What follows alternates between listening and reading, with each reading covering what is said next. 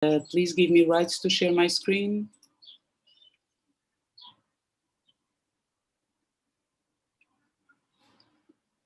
Go ahead, Anna. Okay, perfect. So, sorry. Just searching for, let's see it. Yeah. Okay then. So, as I was saying, welcome to, let me put it in full screen. Welcome to, finally, welcome to Transboundary Water Governance 2, talking about multi-track water diplomacy and its role in bringing actors, institutions, and process together in the Nile Basin. As you know, the water diplomacy is one of the concepts that has been used quite often in the latest years. There is not a single definition for water diplomacy, so you will see that the different presenters will bring us different views and perspectives on what does that mean, bringing not just the concept itself, but as well the case. I mean, which examples do we have that water diplomacy has been working in transboundary settings?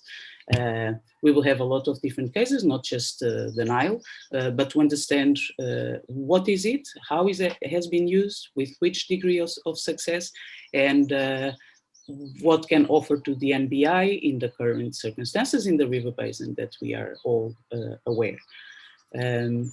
This is the program. I'm not going to read it, but just for you to have an idea we have questions that have been defined, the lead questions that has been shared, of course, with all the presenters and the panelists. We will have 2 keynote speakers, 4 presentations, and then a panel discussion. But just to make it more visible, the leading questions is exactly what I've been summarizing in very short regarding the relevance of water diplomacy, but as well the tracks. As you know, there is different tracks that interact and we will get to know what they are exactly and how can they bring innovative and timely solutions for the Nile Basin and to overcome the challenge that we are all aware that exists. What has been achieved so far, in particular, how water diplomacy tracked 1, which we could consider the high level water diplomacy involving officials, how it helped in the negotiations, and endorsement of legal and institutional framework. Finally, one of the things that we want to look at is the increasing role of non-state actors and process. So track 2, track 3, there is even more than that. And how do they interact with track 1, so the high level? I'm not going to say much about it because the presentations will tackle and make us understand what exactly is this role or if there is a space for these actors.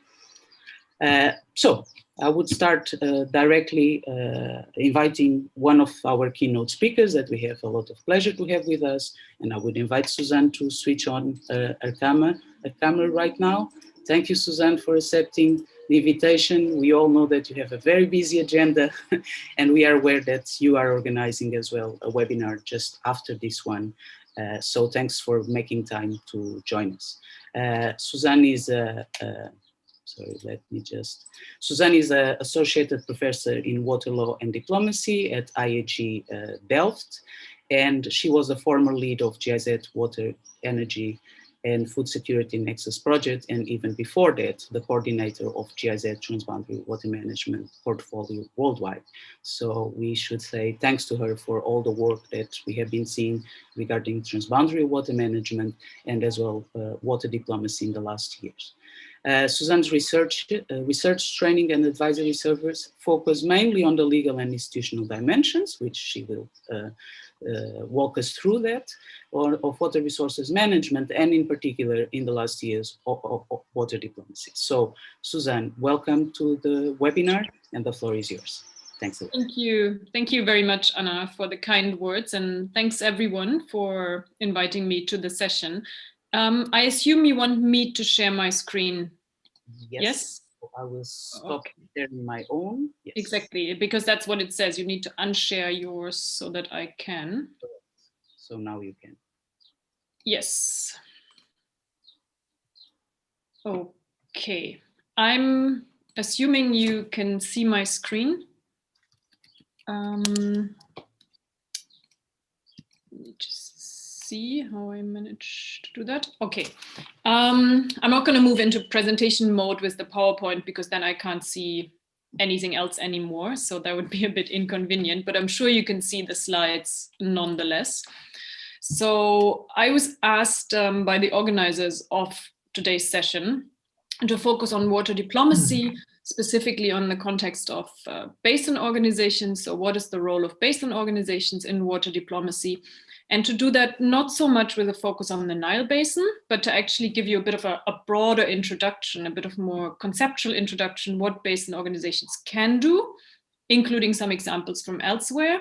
So to set the frame for what's being discussed and presented afterwards by the other keynote presentation and the other presentations that are coming afterwards. Before I move specifically, and Anna, I assume my slide has moved to slide number 2. If you can just let me know. So that you're not seeing the title slide anymore. Sorry.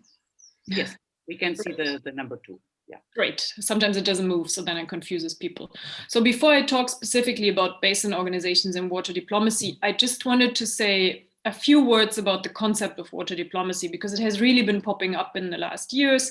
It's been used a lot by policymakers, increasingly also by academics. And sometimes we might have the feeling, at least that I can say for myself, that it seems to replace other concepts such as transboundary water management, water cooperation, and that maybe it's just a more attractive word that we're using. So when I talk about water diplomacy, I really focus on the work that is related to preventing, mitigating, or solving conflicts over water resources, with a particular focus on the negative consequences that such conflicts could have on regional peace, stability, and so on. So it is about the use of diplomatic means, such as negotiations, to address conflicts. Whereas transboundary water management is more the management of water resources in order to generate a certain outcome, such as flood control, in a basin that just happens to be transboundary. And that I would still differentiate from transboundary water cooperation, which is still very much water focused, but aims at jointly managing or cooperating over the management of a transboundary water course, because it can lead to benefits of cooperation. So joint basin planning, for example, is something that is obviously only possible in a transboundary basin, but that can also lead to additional benefits. That's just as an intro remark. So why basin organizations? We all know that there's conflict, there's cooperation in basins. They tend to happen at different times. Sometimes they even happen at the same time. They tend to come and go.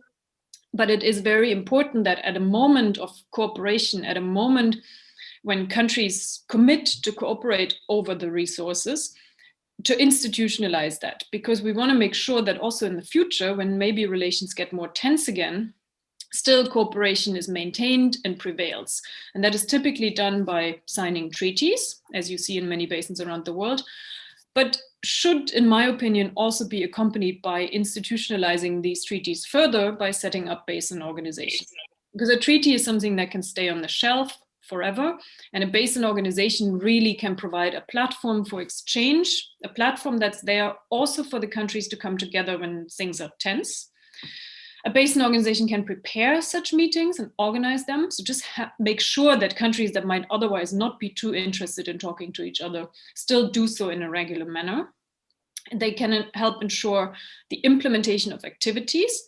So countries have to do something together in order to actually generate the benefits of cooperation.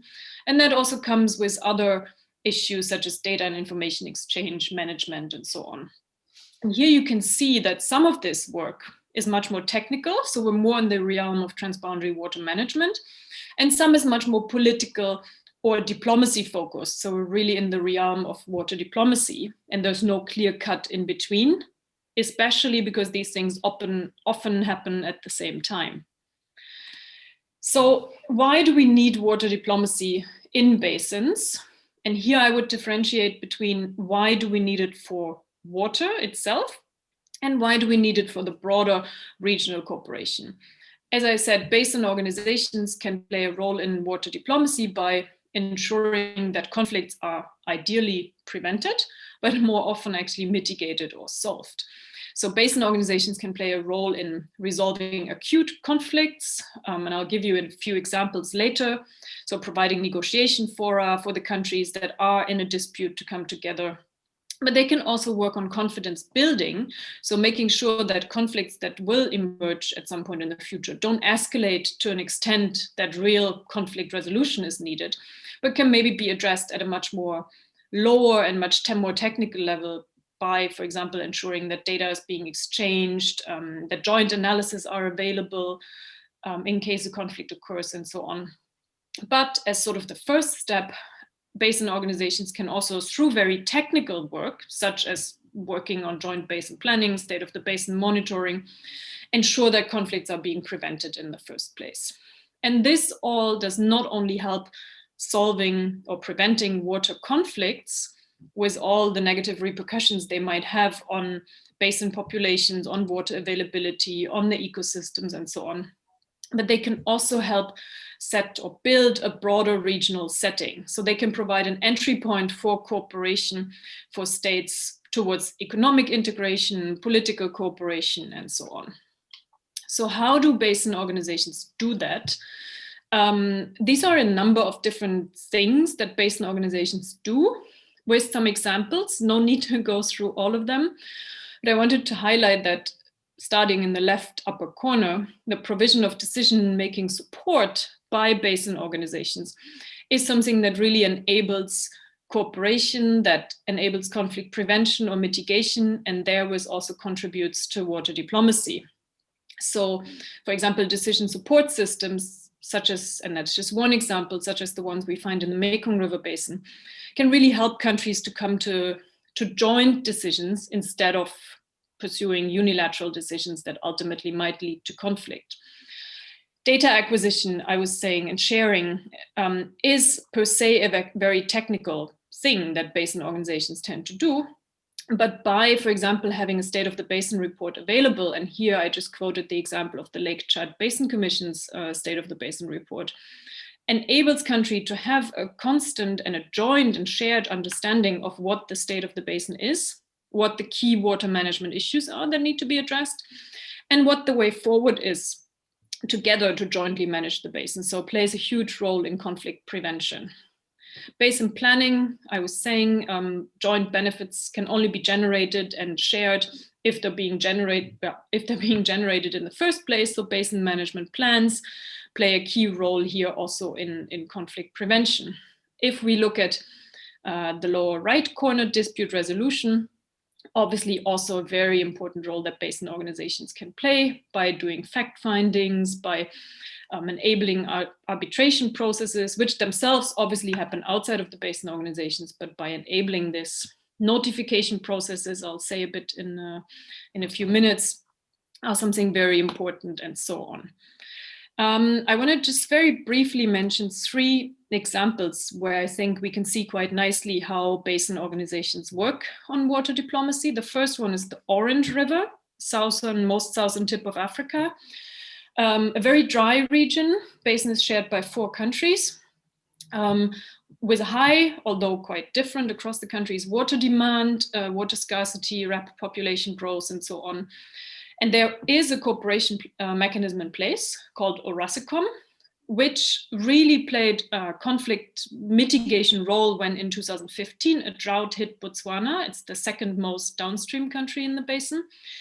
And there were concerns in Botswana why they were suffering from a drought, while South Africa and Lesotho, the 2 more upstream countries, were actually sharing the water resources between them through a transfer scheme. But Orasicom, the basin organization, managed to address this jointly, and actually through discussions at the level or on the platform that the basin organization provided, countries agreed to actually plan and then execute an extra project that would extend the existing water transfer from Lesotho to South Africa towards Botswana. So jointly addressing Botswana's drought And at the same time, in all the planning efforts for this project involving Namibia, which is the most downstream country and which would, of course, otherwise had concerns if the two upstream countries were ganging up and building a water transfer scheme with among themselves only. So I think here, basin organization and the fact that it was available and ready to work and provide a negotiation platform ensured that this drought is working. Sorry, that it didn't work, that this drought didn't lead to conflict. Looking at one other example outside of Africa, the Mekong, many of you have probably heard of the Mekong dam development. Laos, which is an upstream country, is pursuing a huge or very ambitious dam development policy. More than 100 dams are planned, 11 of those on the mainstream of the Mekong. And but there is a mechanism in place, the so-called prior notification, consultation, and agreement procedures, which require each state that wants to build a dam or any other project that would affect the river to actually notify this, and provides the mechanisms that the other countries that will potentially be affected can actually look into all the planning documents, the EIA and all other related documents, and can get into a discussion. That doesn't mean that things were without conflict in the Mekong. There was quite a bit of conflict between Laos, the dam building country, and especially Vietnam and Cambodia, the downstream and potentially affected countries. And this conflict always remained in the context on the platform of the Mekong River Commission.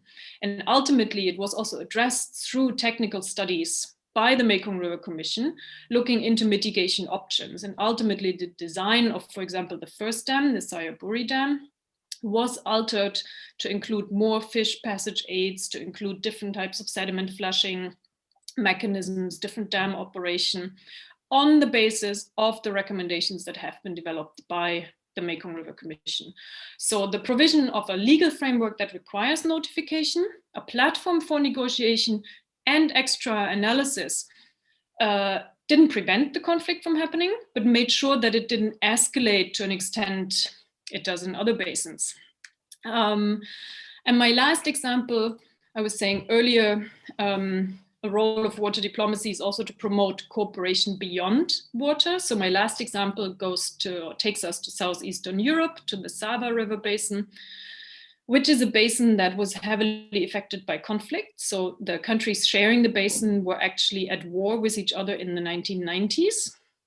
But when the war ended and the European Union was trying to bring the countries together again and make them cooperate, water was chosen as the first issue to negotiate an agreement over, not because there was no issues, there was no conflict, but it was clear that the countries could benefit so much from cooperation that maybe they would be happy to enter water cooperation agreements, and they indeed did by negotiating an agreement. It was the first formal agreement signed between the countries after the peace agreement. And it really provided benefits to the countries in terms of basin management, obviously, especially flood control, clearing the river from the remnants of the war. So there was a lot of unexploded ordinances in the river that were cleared through the work of the basin organization and so on. But it also really triggered cooperation between these countries on other issues once they saw that there were actually benefits to gain. And with that, I would like to conclude.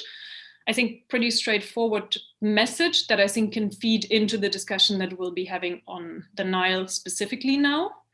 Basin organizations have a role to play in water diplomacy processes, mitigating acute conflicts, preventing conflicts, ensuring cooperation. But, and I think that's key to keep in mind, not all basin organizations can or are already, or maybe should be, water diplomats. Very often when we lift water disputes from the technical more to the diplomatic level, there is a certain risks of securitization. So the question is always, what's really the level where conflict should be handled? Diplomacy can be useful, but sometimes it might also be useful to keep it at the technical level. So it's very important for a basin organization to consider when to come in a more technical role and when to come in a more political role. Also, questions around impartiality. Does that get challenged if a basin organization engages one way or another? And also, and I think that's often forgotten, unfortunately, does the basin organization actually have the capacity to do so? So does it have the political skills to engage in water diplomacy, and not only the typical technical skills that basin organizations tend to have? So my last message, I think yes, basin organizations, including the NBI, which the following speakers will discuss, have a role to play in water diplomacy, but it is very important to consider the risks and the opportunities that come with it. And with that, I would like to thank you very much, and I look forward to hearing more about the Nile in the rest of today's session. Thank you. Thank you very much, Suzanne, for your presentation and for guiding us through one of the possible definitions of water diplomacy, which I think it's quite good to, as an eye-opener, to understand exactly what can be your roles. And I mean, as I understood from your last slide, or the two last slides, is the question when. I mean, the timing perhaps is important as well, to understand when do other actors, formal technical or informal technical, can actually help the process, because it could be the other way around. That's what I understood from you. And thanks for bringing the other cases, because we know that the Nile is complicated, and most of the people in this room are very Nile-oriented, let's say, and it's very good to hear from other examples and to see how there is solutions, or there has been solutions, which hopefully still work on the ground. And thanks for bringing as well the role of the river basin organizations, RBOs, because this is an event organized by the NBI and a lot of different partners in the region. So let's bring the role of the NBI. Let's discuss the role of NBI in water diplomacy. Thank you very much. Just a last thing, Suzanne unfortunately cannot stay with us until the end, but she will stay at least until after the Yasmin presentation. There will be 10 minutes questions for them in particular. So Suzanne, I hope that you can stay until that part. If not, we understand. And perhaps we can address your questions beforehand. Okay, thank you very much. I would like to say a word of thanks as well. I can see that we have very high level attendees, and we have with us Ahmed Riyad from the Egyptian Embassy in Kampala, in Uganda, and thanks very much for joining us. I think it will be very good to have your questions as well and your interventions. Thanks a lot for joining. Okay, so then I would pass for the second presentation. I will share my screen again. Our second keynote speaker is Dr. Yasmin Zarpo. She's a visiting assistant professor in environmental studies in Boston College in the US. She has been working on the Nile for several years, where she did a PhD and studies specifically on water diplomacy and applying it to the Nile and the GERD case in particular. And she works with some of the people that have developed a lot of the first water diplomacy studies and theoretical frameworks, Professor Larry Suskind and Professor Islam Shafiqul. And specific research and work that she does now has to do with the role of state and non-state actors in transboundary water negotiations, so specific on negotiations. So thanks a lot, Yasmin, for joining us. And I will stop sharing the screen, and please, the floor is yours. Thanks. Thank you so much, Anna. I see a lot of familiar faces in the list of attendees, so I'm very glad to see you all and hope you're doing well wherever you're joining from. Okay, can you see my screen? Yes, we can. Wonderful. All right. So there are 286 river basins in the world, less than half of which have any sort of multi-state treaty in place. And of those that do have agreements, the majority are bilateral, even when there are more than 2 countries in the basin. So even though bilateral agreements may be easier to reach in some cases, they may not be recognized by those who are excluded. As water demand increases and climate change increases the uncertainty of water supply, we will need new multilateral, flexible, and self-enforcing agreements. And so the question of the hour sort of is, what is the role for multi-track water diplomacy in this new reality? So the questions that I'll cover are, what is water diplomacy? What factors influence the quality and outcome of cooperative efforts? What role can non-state actors play in enabling water cooperation? And what is the role, oops, sorry, I lost my slides. 1 second. What is the role of multi-track water diplomacy? So as Anna mentioned and Suzanne mentioned as well, there is no single definition of water diplomacy. So I will rely on what I've learned from my mentors, Professor Shafiq Islam and Professor Lauren Susskind, who run the Tufts MIT Water Diplomacy Workshop, which I helped them with for several years. Two main ideas that I want to bring out of their definition of water diplomacy. The first is to apply mutual gains principles to transboundary water governance. So in a minute, I'll go over what I mean. And the second is that their definition of water diplomacy really creates a space for including many types of stakeholders. So it sort of recognizes this multi-track water diplomacy, and we'll try to spell out exactly what types of tracks we're talking about. So what is zero-sum versus mutual gains negotiation? An example that is often given when teaching negotiations is that you have two children who are arguing over the very last orange.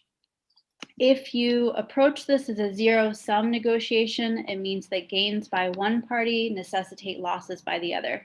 So if you give the orange to the first child, for example, they're very happy, whereas the second child is very sad.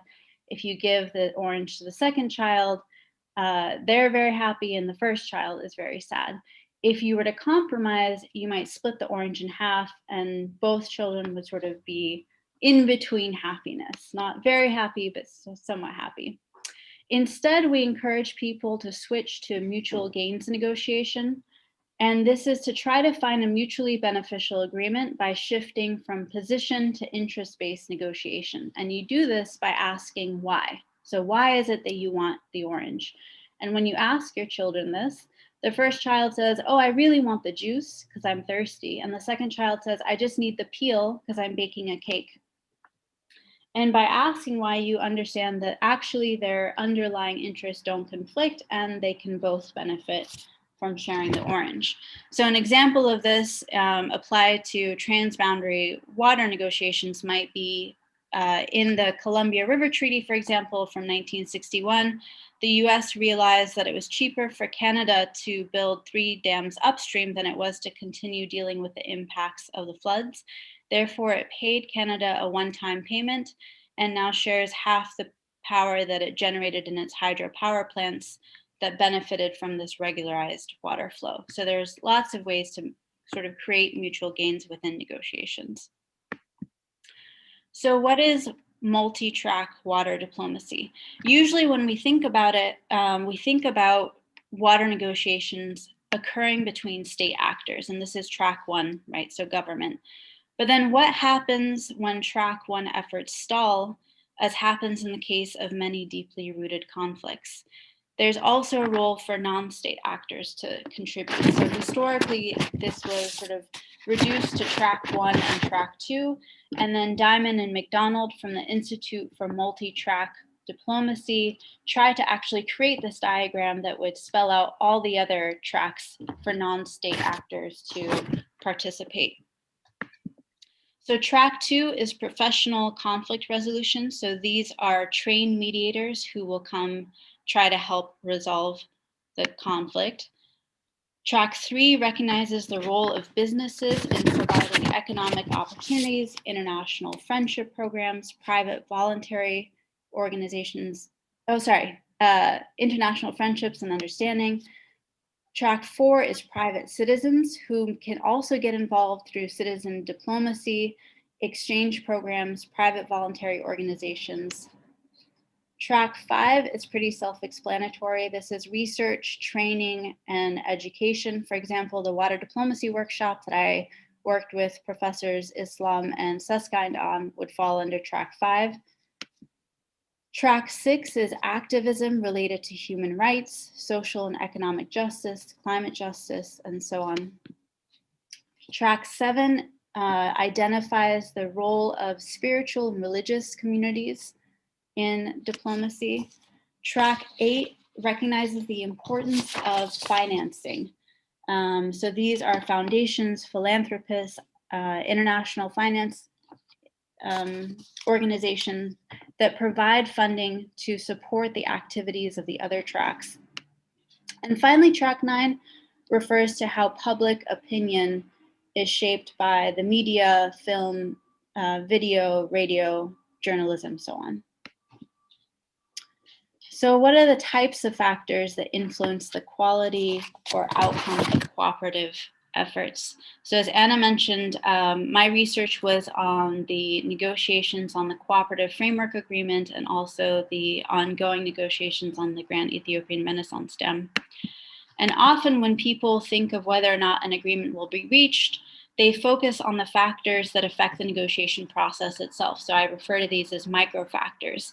So this includes, who is representing each of the countries, and what the process of negotiation actually looks like. Is there a mediator involved? But as we know, negotiations don't occur in silos and they are affected by more layers. So we can also include the meso factors. So Suzanne mentioned river basin organizations and existing laws play an important role in sort of creating enabling conditions in which agreement can be reached and sort of set the best practices for the negotiation.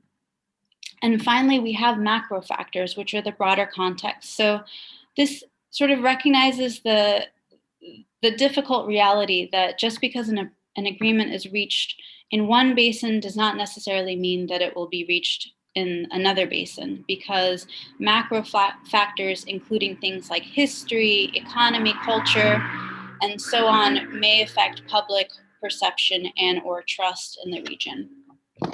So the main point that I want to make here is that although process is very important, and I'm a student of process, we would be missing on a great opportunity if we only focused on this first layer. And this is sort of where we can plug in multi-track water diplomacy.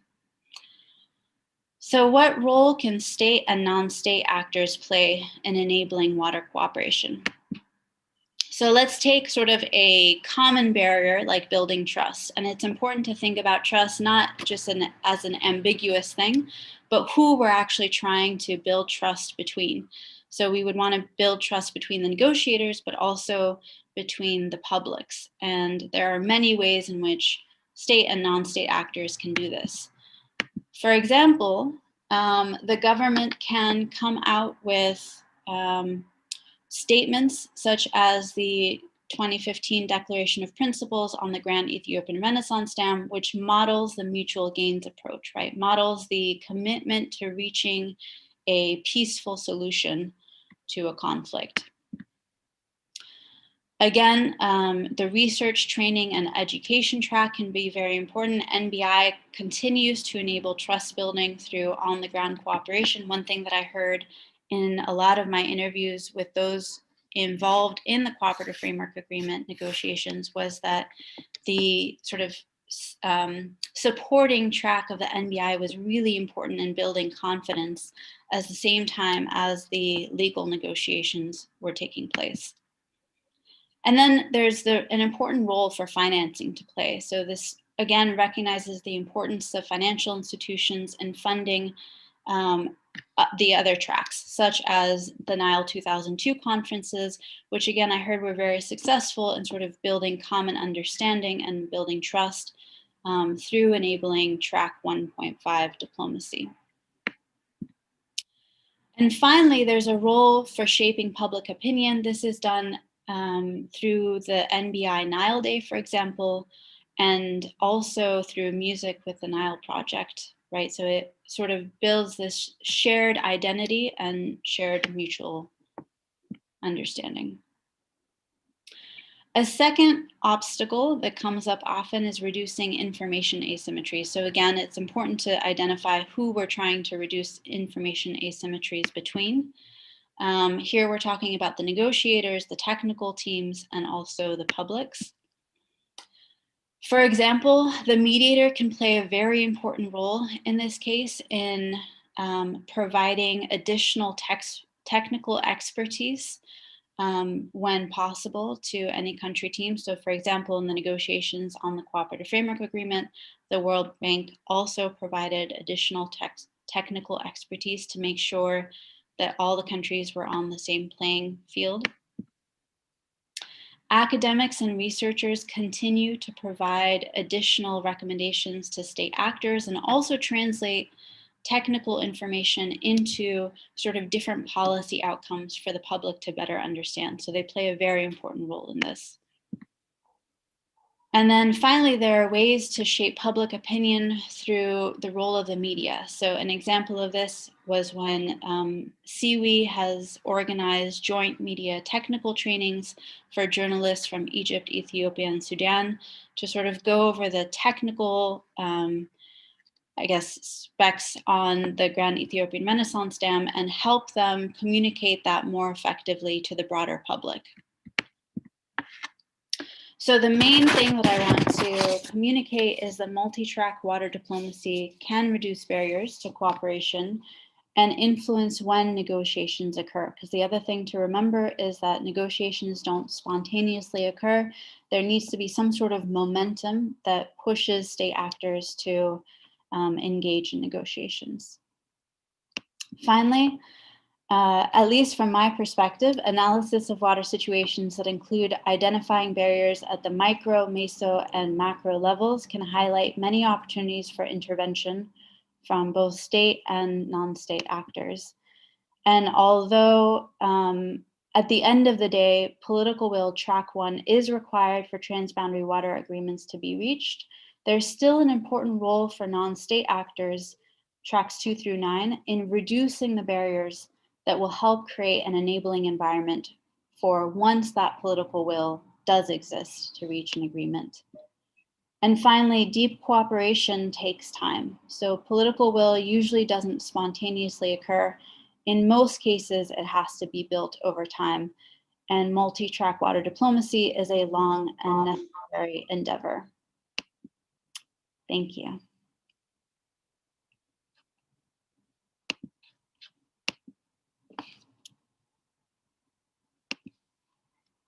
Oh, Anna, you're muted. Anna, you are muted. Sorry. Thanks, Yasmin, for your presentation. I think it gives us a much more detailed view about what are the tracks of water diplomacy. Perhaps a lot of people were surprised that there is 9, because usually we talk about 1, 2, 3, and we forget that there is more than that. So thanks a lot for bringing that. There is actually a very good question for you in the chats regarding that. And I think the two presentations are very much complementary. As you can see, we are going in the same direction in understanding that this goes beyond the formal negotiations as we are seeing, be it at multilateral level or at trilateral level in the case of the GERD. So perhaps I will address the questions to Suzanne first, take into account that you might need to leave at a certain point in time. The question is from Francis Kenny, and besides saying thanks for the wonderful presentation, asks, but all the mechanisms you mentioned is not working for NBI. Actually, it's not a question, but is a statement. And it's good that you think that more studies on involvement of civil society to break the deadlock. So would you have some kind of magic formula for the uses of other tracks of diplomacy in the case of the Nile, take into account, according to the person asking, it didn't work so far? That may be a question more to Yasmin, and because she was really focusing on the different tracks, but maybe before we hand over to Yasmin, just adding that I think I would disagree with the judgment that nothing worked.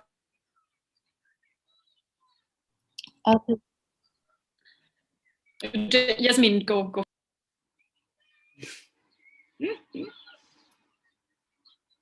Okay, Yasmin, you can reply the question. Wait, no, sorry. I just jumped in because Suzanne's actually, accidentally muted herself. So I was asking her to unmute herself. Yeah, it's actually someone else who muted me. I don't know. I just got a notification that someone muted me. So I thought that's maybe the sign I should shut up when I said that I don't think that everything went wrong. I actually think the NBI has achieved quite a few things. And of course, we have the pending GERD issue, and let's say there's definitely room for improvement. But if you look at things such as the strategic water resources analysis that the NBI did, I think that's really an important contribution to better understanding the basin in the future. And I think also a bit of a warning sign to all countries that only cooperation will allow them to pursue their water resource development plans, because otherwise there just won't be enough Nile for everyone. Also, policies that the NBI has developed, cooperation that has progressed, obviously not between all countries in the basin and not so much on the Blue Nile. But I think when we judge the effectiveness of basin organizations in general, we should maybe often think about what the counterfactual would look like. Like, how would the world look like if there wasn't an NBI? And I think we would then be much worse off. But that just generally on the comment, and maybe Yasmin, you want to focus on the different tracks because that relates more to your presentation. Yeah, sorry, Anna, can you repeat the question? So the question is, or actually is more of a statement saying that water diplomacy hasn't worked so far in the Nile. And Suzanne is contesting that, and I think the counterfactual part is very important. I mean, in a scenario of no cooperation at all, would we be better than 20 years ago or 22 years ago? So do you think it didn't work? Yeah, so I think that I'm optimistic by nature, so bear with me. But through all of my interviews, I asked different people who were involved in the negotiations or who were observing the negotiations, whether or not they felt the negotiations on the Cooperative Framework Agreement, at the very least, were successful. And I think it's a mistake to look at cooperation as binary. Either it happens or it doesn't happen, right? We already know that it's a spectrum. And when people talk to me about where the Nile Basin countries were before the CFA negotiations began, in terms of their level of cooperation, in terms of their technical understanding of the basin, in terms of their mutual understanding and empathy for their different positions, at least to me, they underscore that the CFA negotiation process, but especially the work of the NBI, were very important in sort of turning that entire thing around. So I completely agree with Suzanne in that I think the other question would be, where would we be without NBI? And I think we would be in a much worse place. I do actually think that there's a lot of desire to cooperate. I don't think it failed. Okay, thank you. In the chat, I have another one that is specific for Suzanne. So from Bettina Geisler, I hope that I'm pronouncing it correctly, saying that Suzanne gave a very clear presentation. And the question is that, do you think that RBOs can play a role before it comes to arbitration court procedure? We are going quite high.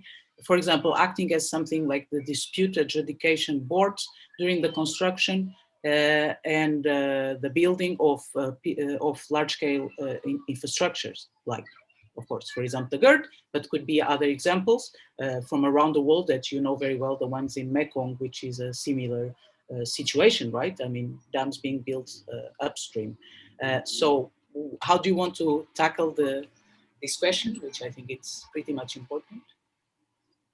Yeah, I think it's a very interesting question. And I think it is exactly the role of basin organizations to do something before things escalate to an extent where one or the other country might want to take things to adjudication or to arbitration or any other, let's say, more formalized means outside of the basin.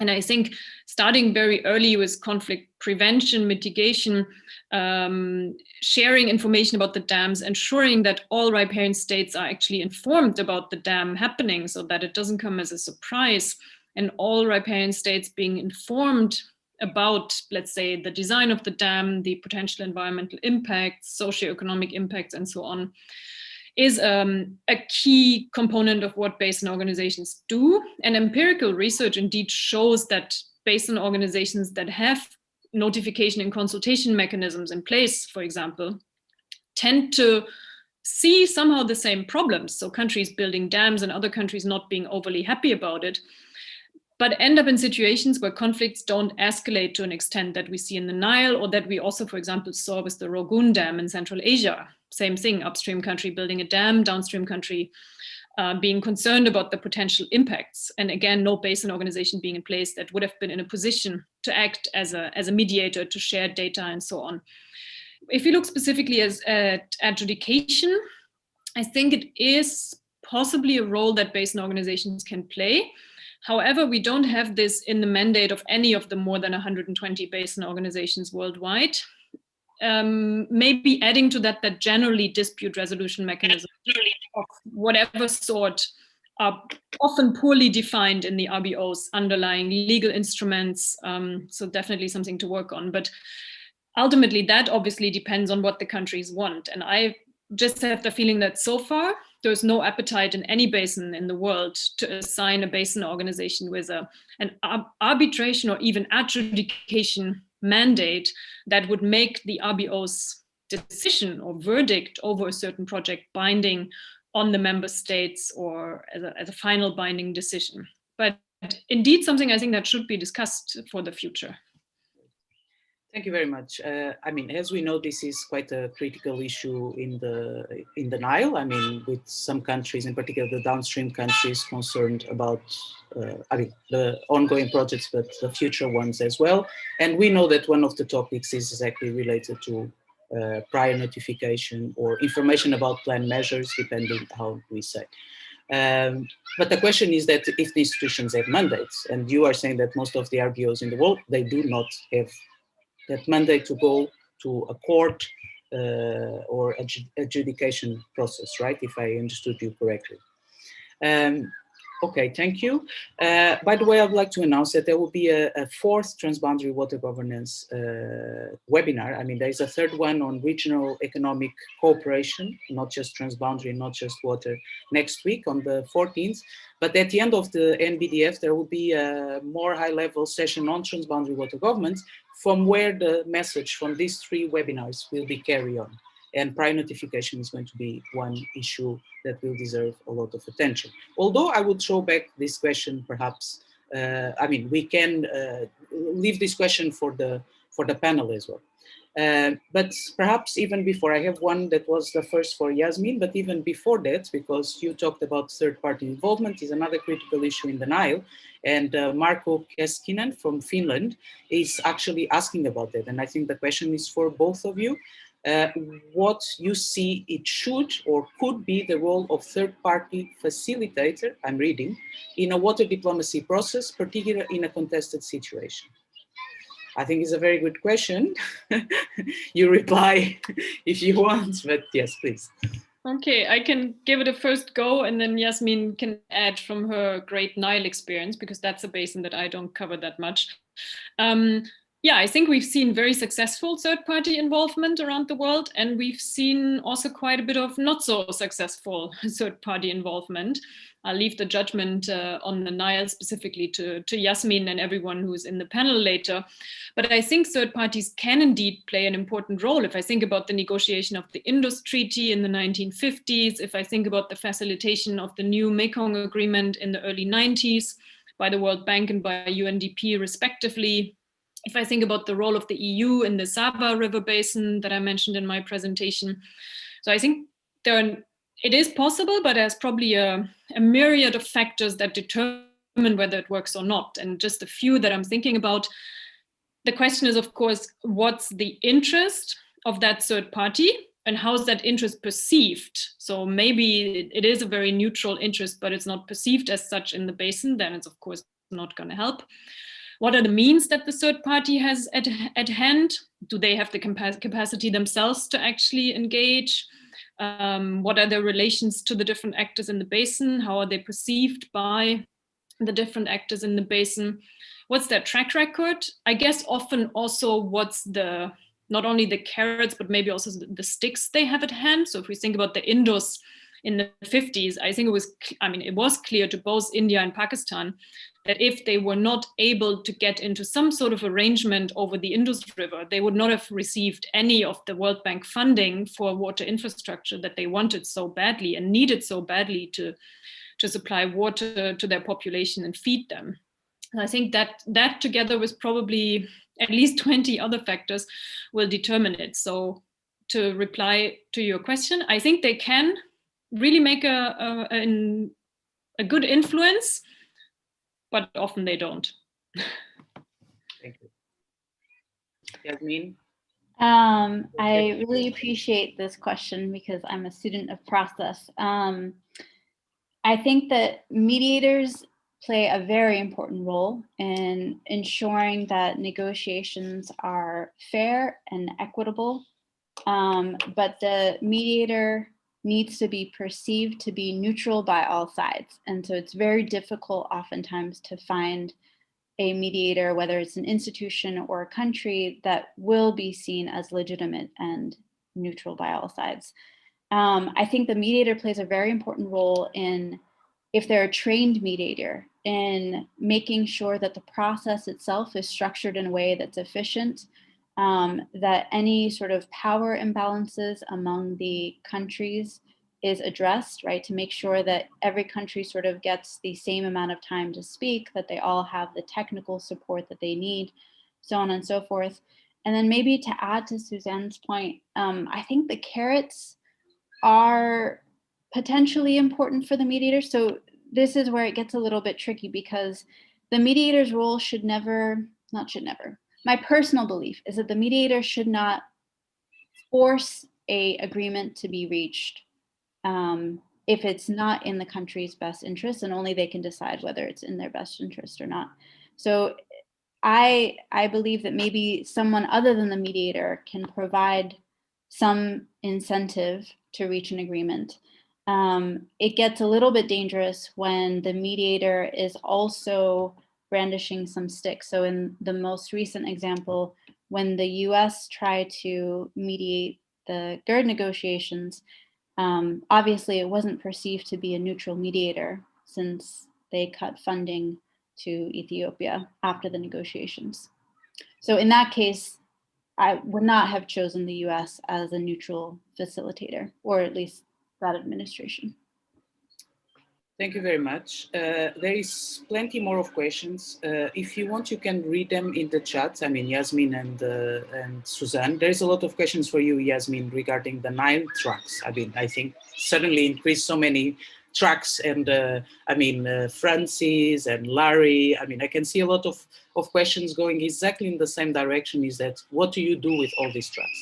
Unfortunately, we don't have time to address that.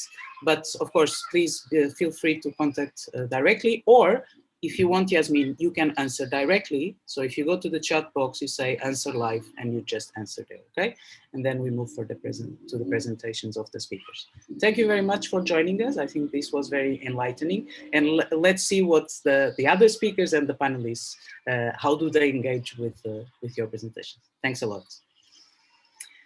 Okay, then, sorry, I know that there is a lot of questions. They're very good ones. It's a little bit too difficult to select which ones in particular we can address, but as I said, the speakers themselves can do it directly and for all of us to see. Okay, back to my screen, and we are going to have the pleasure to have with us, sorry, let me share my screen again. Okay, you can see it. We have the pleasure to have with us Mekong Beryun Melese from Addis Ababa University. She's a lecturer at the Institute of Technology in Addis and is involved in water-related research works utilizing systems thinking. And I very welcome Mekong, and going to give us a presentation which I think it's pretty different from what we are used to, and brings an example on how track 2, sorry, I guess deleted the screen, how track 2 actually can influence the track 1. We will see some of the examples. I would like you to take a look suddenly at the picture that Meklit shared with us, which is one from the Pharaonic times and one from the Ethiopian church, using exactly the same instrument. So, Meklit, please, I'm going to stop sharing my screen so that you can share yours. Okay. And welcome. Thank you. Hi, Anna. Hello there. Hello, everyone. Can you hear me? Yes. Okay, great.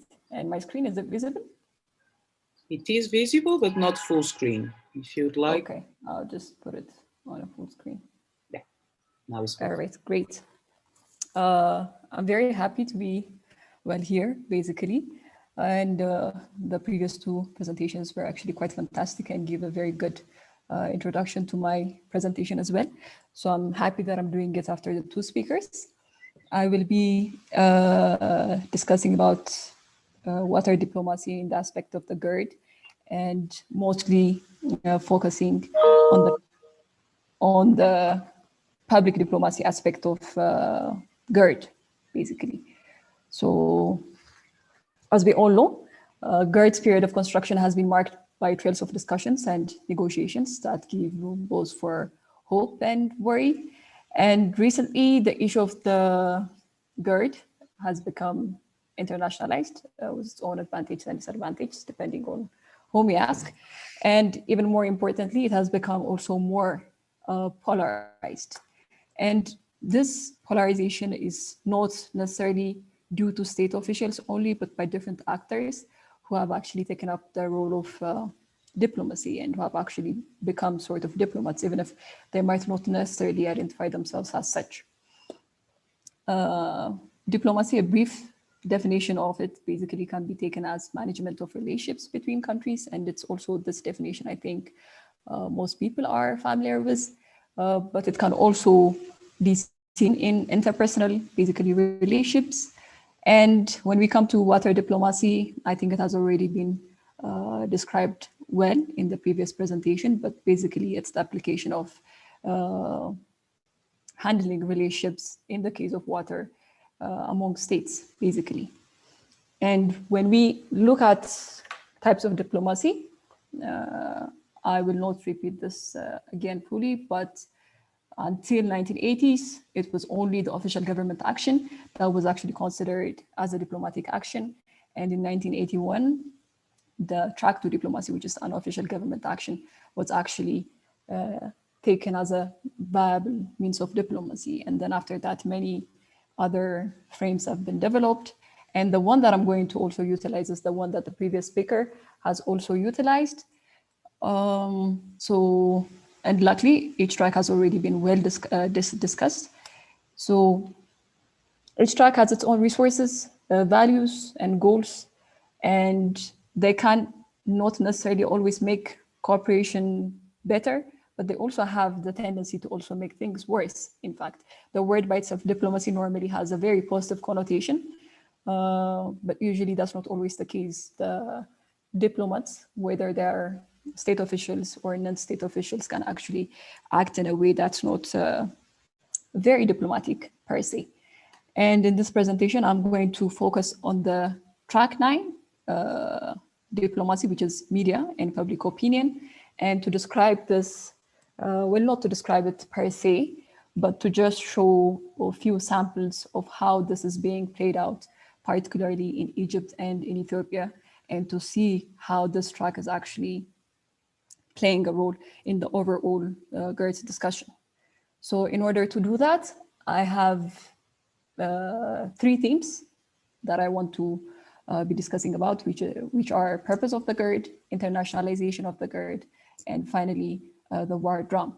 And for each theme, I'm going to show you, well, almost for all the themes, one example from Egypt and one example from Ethiopia that is actually a few captions that have been taken out from online medias. So actually prominent online medias, which also have newspapers, but I took this from their online websites, basically. So, and just for the fun of it, I'm just going to leave out the captions that I've taken out, and I'll just give you a few moments to guess which diplomats are actually basically writing this. So Egyptians or Ethiopians, and it will be very clear from the get-go who is actually writing it. So regarding purpose of the GERD, so the core or the essence of this caption is basically describing that the construction of the GERD is a water hegemony rather than hydropower. And of course, as you might expect, this is a caption that's taken out from an Egyptian media and from Egypt Today particularly.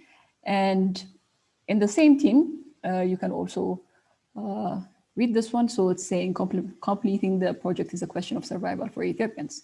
So as you can see, this is basically an opposite statement from the previous one that we have seen, and it's clear from the get-go that it's from an Ethiopian media. So this is from the reporter Ethiopia. Maybe you can also read the upper statement. So it's also pretty aggressive. It says political elites in Cairo have been successful in depicting Ethiopia negatively. It's up to the people of the pharaohs to come to their senses and things like that. It's very antagonizing and very clear from which media it's coming. And taking a look at another sample from the second theme, it's regarding the internalization of the GERD and how this is actually also perceived from the two countries. So here it says it's haughty dismissal of Sudan's proposal that an international quartet should mediate the dispute over the dam, as the ruse does not help, and then it goes on. But just this sentence or just this line can actually show you that this is coming from a media from Egypt and particularly from Aram Online.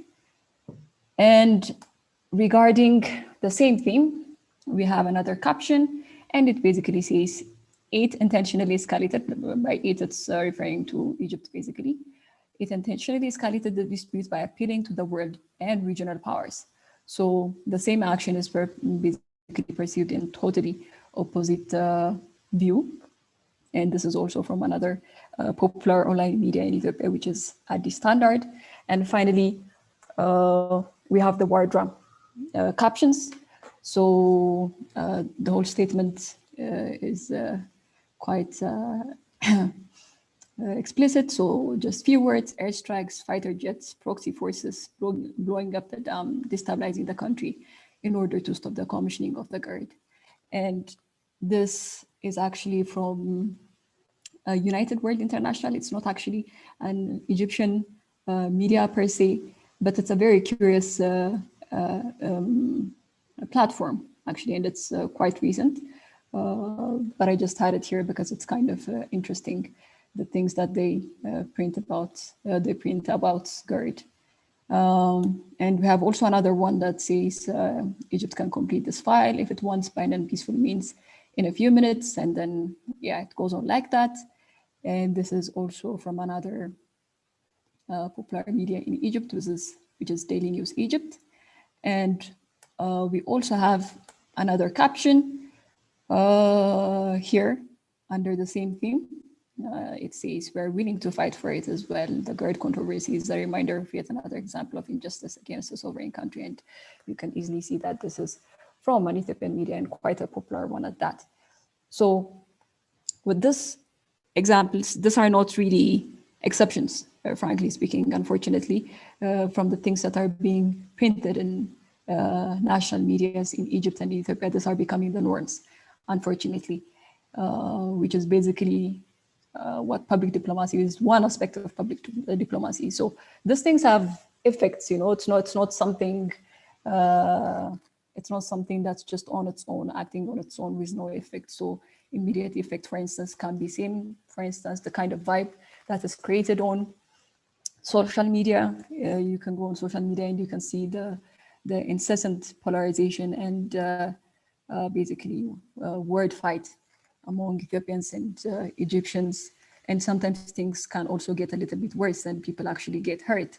And there was actually a news that Ethiopian refugees in Egypt are have actually facing problems because of this. And it's not exactly because of GERD or because of Nile per se, it's because how it's being polarized, how people are being perceiving these things are occurring. So these are immediate negative effects of public diplomacy, but there are and there will be far-reaching negative effects of public diplomacy as well. So the first one will be public opinion getting in the way of states reaching an agreement. I think this is not only just an assumption, but there is a probability that it can happen. And another thing is that challenge that respective states will actually face to persuade their constituencies that a fair agreement has been reached when it is reached. I mean, the public has already been so sensitized and is already in a very serious fight mode, you know. Anything that will be shown as a deal might be taken as, no, you know, we have compromised, as a compromise deal, basically. So that's not an ideal end to the goal or to the negotiation goals. So just to conclude, from the brief examples that I've seen, public diplomacy is currently, anyways, geared towards galvanizing respective fellow citizens. And that begs the question, you know, to what end? And as such, roles played by public diplomats of both Egypt and Ethiopia need introspection, because at this point, we can fairly say, basically, the riparian countries' public have already been quite acquainted with the project, what the potential effect of the project can be for each country. So it's not further galvanization that we need at this point. That has already been achieved, that has already been done. So what's the end goal that we want to take out of this? So I think that should be really carefully looked at.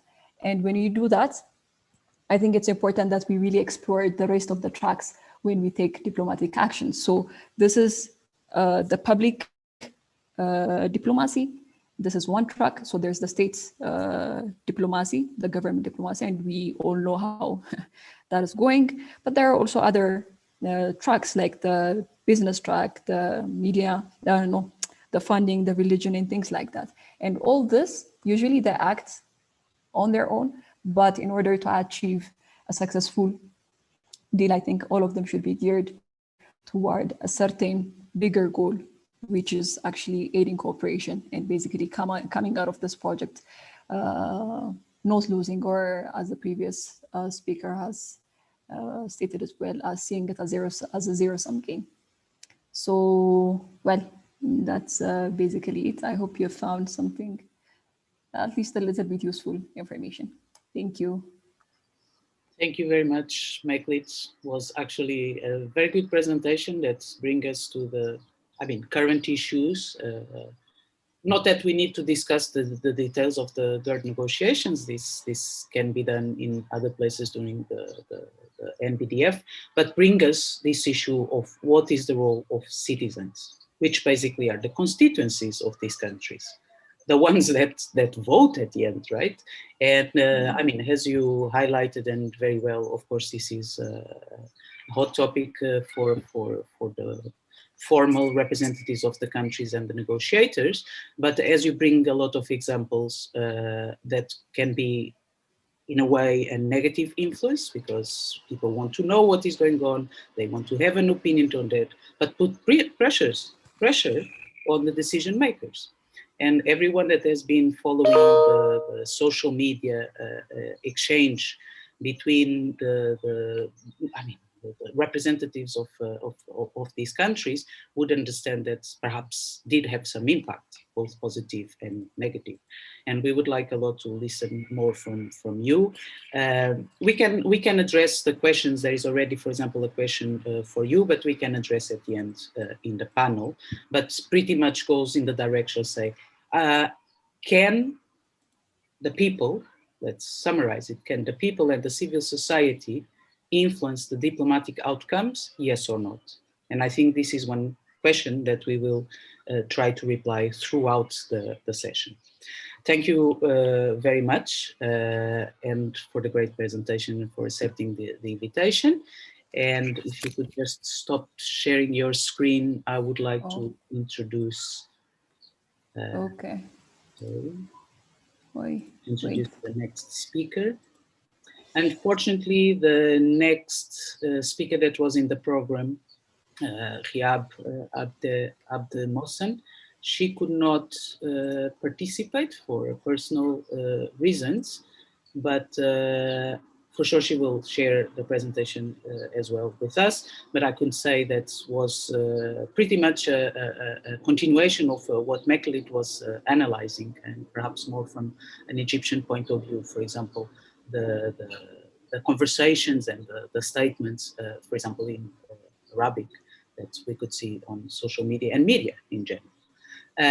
So in that case, I would like to introduce our other speaker, Dr. Massa Motlag, which I still didn't confirm, but I suppose that she is connected, correct? Yes. Hello, Massa. Welcome to our, Hello, to Anna. our webinar. You are becoming a NBDF star, eh? You have already brought us the technical knowledge in other sessions. Welcome again, and thanks for the invitation. Sorry, I didn't share my screen. Massa is, can you see my screen? Yes, so let me put in full screen. Massa currently works for Bonn Alliance for Sustainability Research and is currently a research associated, but she has been involved in the Nile for many years because a researcher PhD was actually on the Nile. And before she was a researcher at the Institute for Technology and Resource Management at Cologne University in Germany. And she's interested in a very, she's going to introduce us to a very interesting topic, digitalization, which is not the same as social media, by the way, triggers distribution of the practice of water diplomacy. And we have to arrive at a clear strategy to allow these benefits to be enhanced by all. So the understanding of what are the benefits and how can those be delivered and distributed, not just among countries, but among the different people from these countries. Thank you very much for accepting our invitation, and the floor is yours. Thank you, Anna, for the nice words, and thanks for having me here. And hello, everyone. I am sharing my screen for the...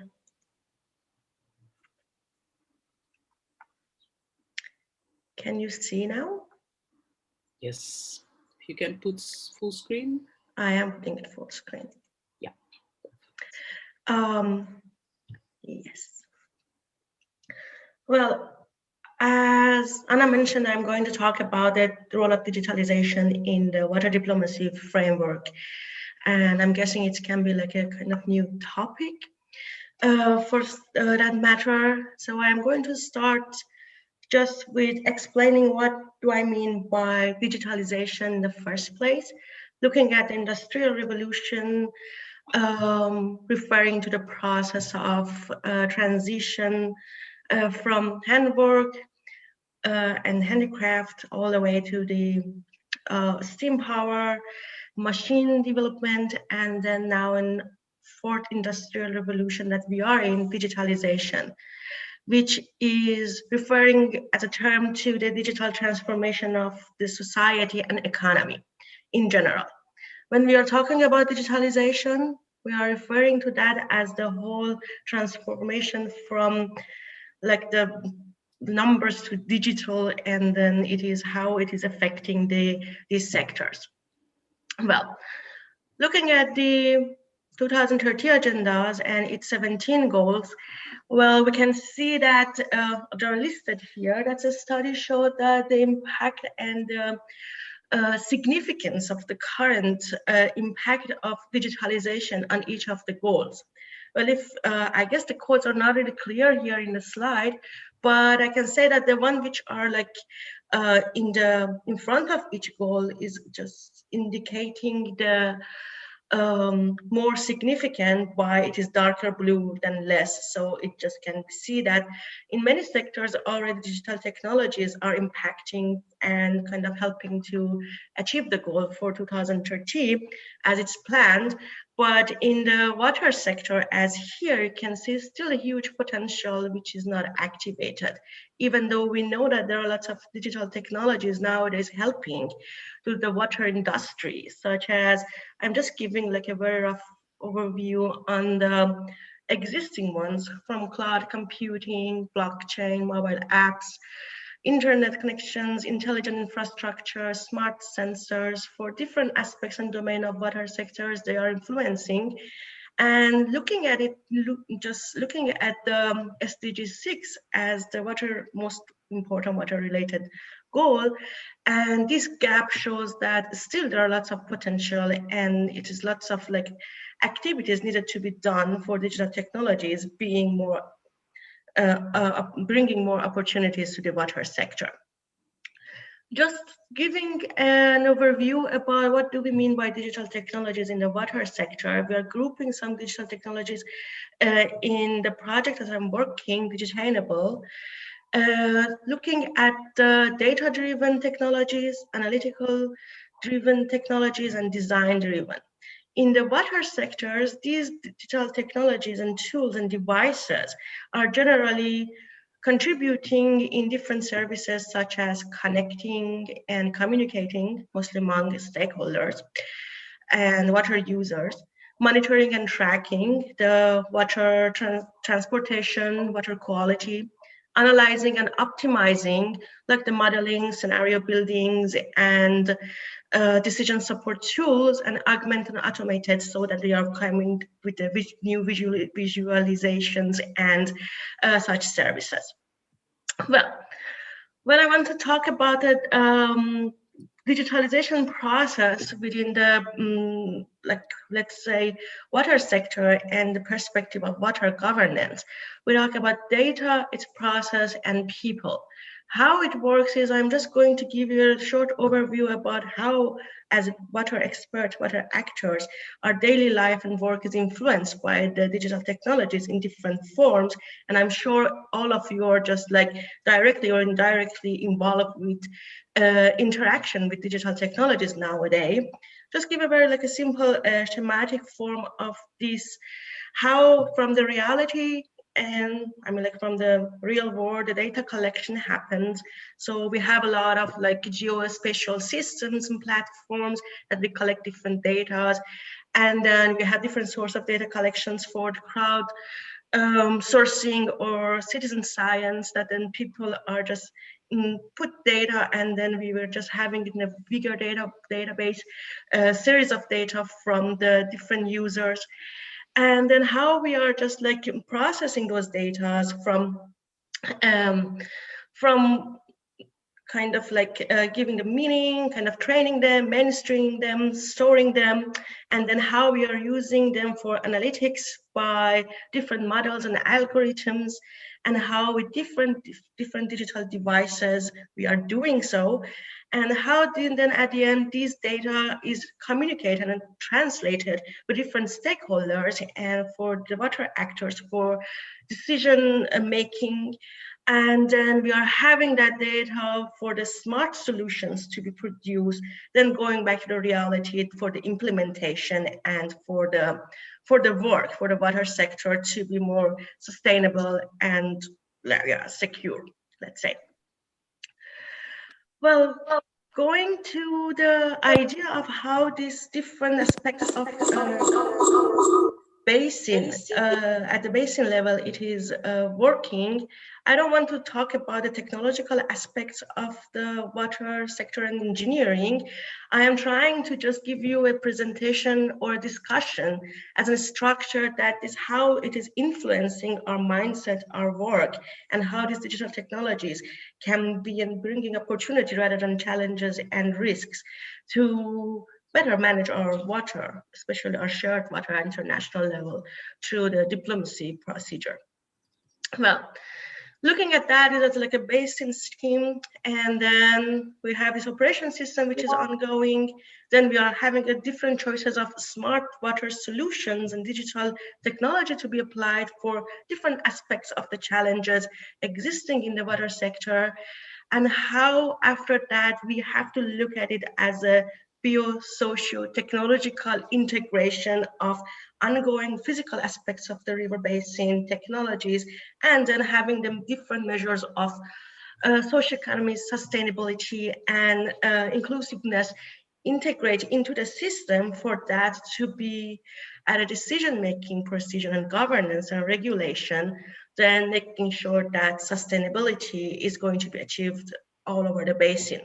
And it goes down. So it's like a bottom-up and bottom-up approach if you look at it, but then we need to just look back into the making sure and observe all of the procedures working and the technologies applied into the different perspective sectors and parts of the water management throughout the basin. Well, again, it's a very rough introduction on how these kind of like different sectors have to come together and then break the silos and then have the technology, the tech sector as one of the new stakeholders in the water diplomacy perspective and into the negotiation decision making to make sure these kind of solutions are kind of like bringing the awareness and the mindfulness for their implementation and make sure everyone's on board and all the riparian countries, all the communities, stakeholders are aware of the benefit and challenges these technologies are bringing and make sure they are trying to enhance the benefits and adding it on the benefit that they are sharing throughout the basin. Well, okay, that is a little bit like, okay. Well, looking at it that, so what are the barriers that doesn't happen? So how it is there, what are the problems and what are the barriers which is existing nowadays that technology is not integrating to the water diplomacy and how we can solve that? Well, the first is just like infrastructure availability and network coverage. So when you see, especially looking at developing countries, that is a main problem and the main barriers, which needs lots of investment and lots of progress to and from the support from the government and then international society to just like make that happen and make sure everyone have at least like the standard level of access to the infrastructure and technology based on their usage and importance.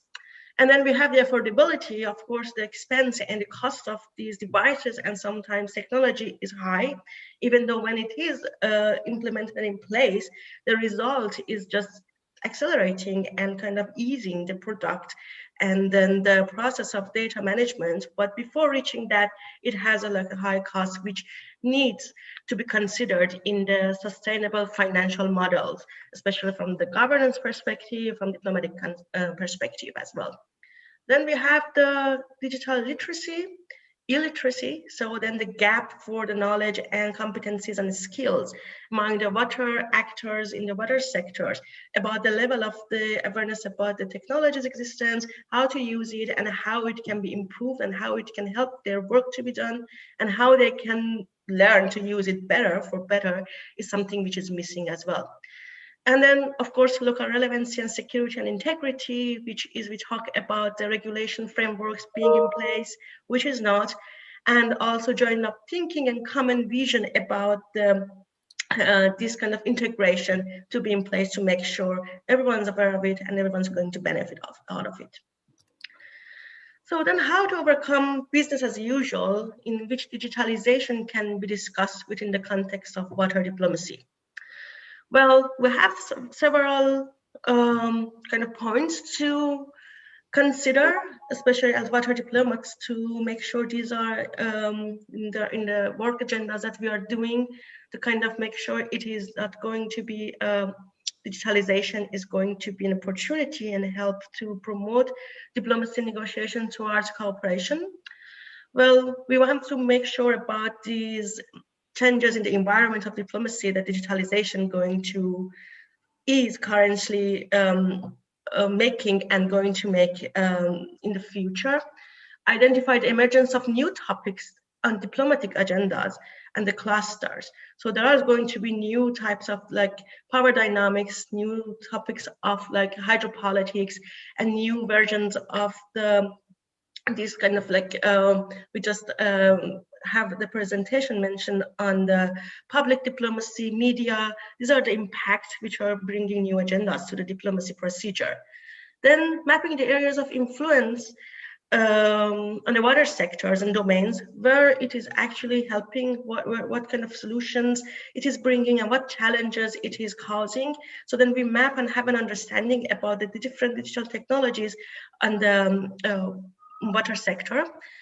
And then identify challenges, opportunities, kind of like having like a grouping of them, categorizing them, assessing them, observing them, and then make sure that there is understandable knowledge, like understanding and knowledge among the stakeholders in the water sectors and decision makers about the existence of these technologies, opportunities and challenges, to just make sure this capacity is there for them to know and then act on it. And then knowing about the future need and opportunities and barriers, and then identify how we can accelerate the benefit and how we can solve the bottlenecks and then implement the solutions. Well, building on that, like as I mentioned, how to do that, I am concluding with just saying that we have to foster digital cooperation as a part of Basin Cooperative Framework. There are lots of like digital cooperation existing in different levels out of the water sector, especially in Africa. There are many of the Nile Basin countries are already a part of those kind of agreements, but just kind of connecting that to the water diplomacy and the ongoing negotiation in the Nile, it could be bringing lots of like opportunities. So that is something that I have in mind to solve that problem. And tailor digital technology governance for basin riparian countries, so that we have to make sure that from the national context, it is understandable, it is like a sectoral silos are just like not there, and then there is like a interaction and communication among the sectors about the opportunities of digital technologies and that cooperation. Then unlock basin related data. Well, this is a little bit like a strategic, and of course it is like have lots of like security and sensitivity around it. But of course we know that different data sources, different technologies are bringing more transparency, and how to use it at its best could be very helpful for the diplomacy procedure as well. And harmonize cross-border technology sharing, exchange, trade, joint development of different projects. So this can be a new way of bringing that out of the box thinking and added value, and then like the extra benefit that can come to the negotiation table by the technology, how that can be one of the benefit sharing items. And at the end, make sure that the protection, transparency, integration, and accountability measures are in place, and sustainability measures are in place. And all of this process goes in hand with the sustainability measures, and make sure that cooperation is happening when considering those items. Well, I guess my time is up. Thank you for listening. Thank you very much, Masef, for a very innovative presentation. I think it's very good to look at these issues, because we know very well that the Nile Basin, one of the major issues of contention is with data. If data is available, not just available for the other countries, but available for the common people interested in the Nile that would like to know. So I think it's pretty good that you bring that. I have a couple of keywords that came to my mind while listening to you, and I can see there is as well some questions in that regard that I would like you to reply. But one is that is inclusive. I mean, what I understand from you is that we are talking about open information that would be available for anyone. I mean, not just for the ones that are interested, but for the researchers all around the world that would have liked to have access to that data. And I would like to remind that the NBI itself has a decision support system, the DSS, that provides some of this, but is available for the countries, but not necessarily for all the public, but those that work on that. The other one that I take from you is availability. So making it available, not just storing it in a big database and but the most important is the transparency. I mean, if I understand you correctly, these kinds of tools, digitalization, would help very much on transparency. And this is a major issue in the Nile. So thank you very much for bringing that. I would invite you to look at the questions in the chat and reply to them. The general questions, by the way, any of the presenters and speakers can reply. Okay then, so now I'm going to do a presentation. I'm not going to introduce myself because I think I already did. I work for GIZ Transboundary Water Management Project supporting the NBI and cooperation in the Nile at large. And I've seen some of the questions for Suzanne could actually be addressed to me, because what I'm going to do is to present, and sorry, I'm going to start sharing my other screen. Which right now, sorry, just a second. So what I'm going to present, first of all, is not just my own presentation. This is on behalf of 4 presenters. Can you see the screen? Not yet. Okay. Can you see the screen now? Yep. Yes. Yes. Okay. So from now on, I'm not multitasking because I'm just presenting, and I would like someone from the SEC to know if I go overboard, I mean, in terms of time, just to let me know. Or Jane, for example, who is going to be the moderator, so can start moderating me. Okay, so let me come back. Well, I cannot see my own screen. Can you see my screen? Okay, can you see my screen now? Yes, we can. I can. Yes, just put it on the slideshow. Okay, now it's it. So I was going to say that I'm presenting, this presentation is not just mine. So this was a joint collaboration by myself and Malte Grossman from JAZ as well, and Ubalan Fekat and Abdul Karim from NBI, where we contributed with a chapter for Suzanne's book on the role of RBOs in water diplomacy. So we went through the last 20 years, tried to understand what actually has the Nile, what actually has the Nile Basin has contributed, and then having some questions for the future regarding the role of NBI. So I'm going to engage somehow with the with the water diplomacy definition that Suzanne has provided. So, and I'm not sure that Suzanne changed that, but basically we're looking at the triangle between water diplomacy and water cooperation, which is a term that has been used quite a lot for the past 20 years, and then transboundary water management. I'm not going into theory, so I'm just going to jump this slide. So, and what we have tried to do, because usually some people talk about the NBI as an entity that has always remained the same as any other institution, of course, that has developed, has changed a lot its portfolio, has changed a lot, not its mandate, because the mandate is original, but was mandated and endorsed by the countries to have pillars, for example, that actually contribute for multilateral cooperation in the Nile Basin. Regardless if it was the first or the second decade, maybe I should point out that 2009, 2010, the point or the tipping point is the concerns regarding the CFA, or sorry, the disagreements about the CFA, and in 2010, with Egypt and Sudan freezing their participation in the NBI. Sudan came back meanwhile. Egypt has reservations regarding the CFA, and therefore does not participate actively on the NBI, but I would like to remember is still a member. So what has the NBI role somehow moved from a technical role, because it was always the technical arm of the cooperation in the Nile and the CFA negotiations, the parallel track, but I will focus mainly on the technical contributions of the NBI and how it became more political, and take political as a broader term. So the NBI right now is the springboard for strategic analysis on future scenarios. So a lot of the things we have been talking about, for example, what Massa was referring, somehow has been already contributing for a large scale, a large project within the NBI that looks at the strategic options for the future, be in terms of agriculture, of energy, and other key sectors such as environment.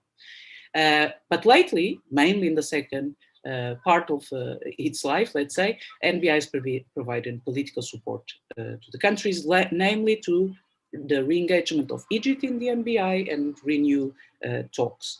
The NBI didn't take the front lead.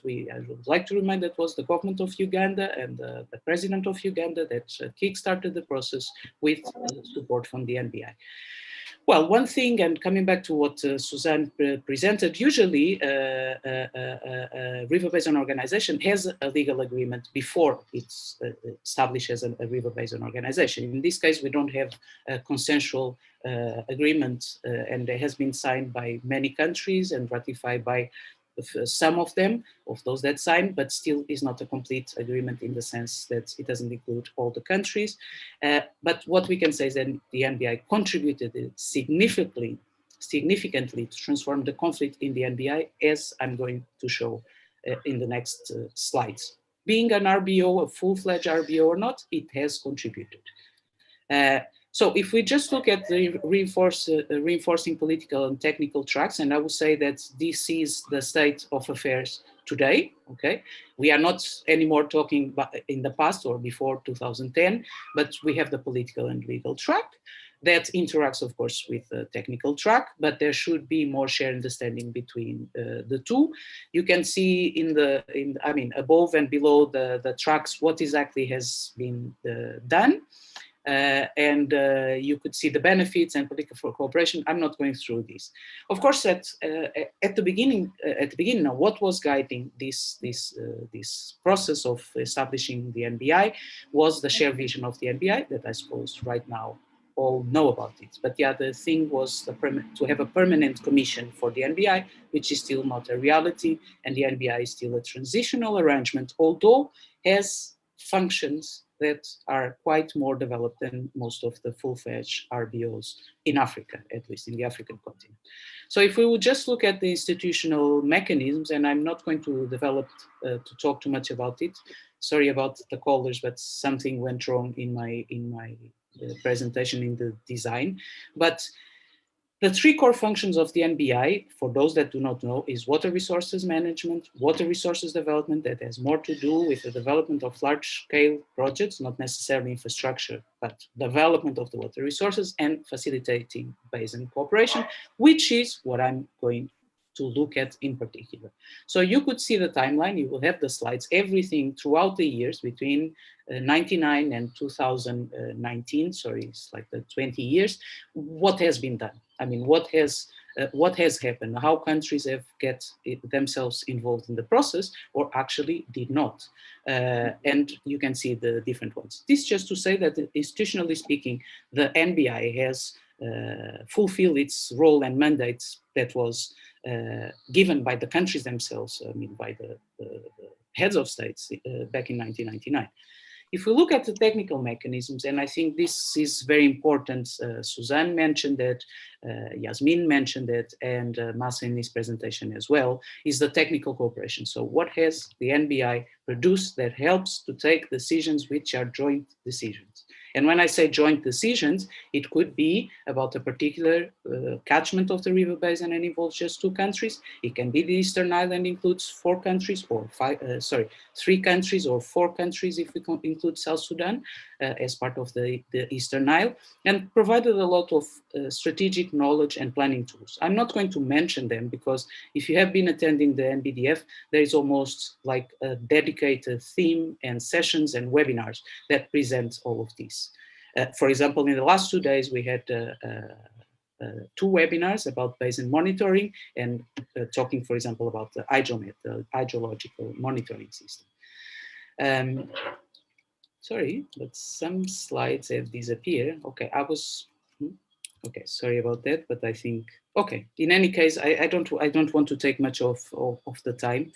I can go directly. So, but if we look, there would be the strategic, which was the slide I wanted the most. But in terms of the NBI strategy and how all this comes together, we have to look at, okay, there was technical mechanisms developed by the NBI. There were strategic mechanisms, there were institutional mechanisms, legal to a certain extent, but it wasn't finalized, it's still under discussion, and we will have opportunities later in the NBDF to talk about it.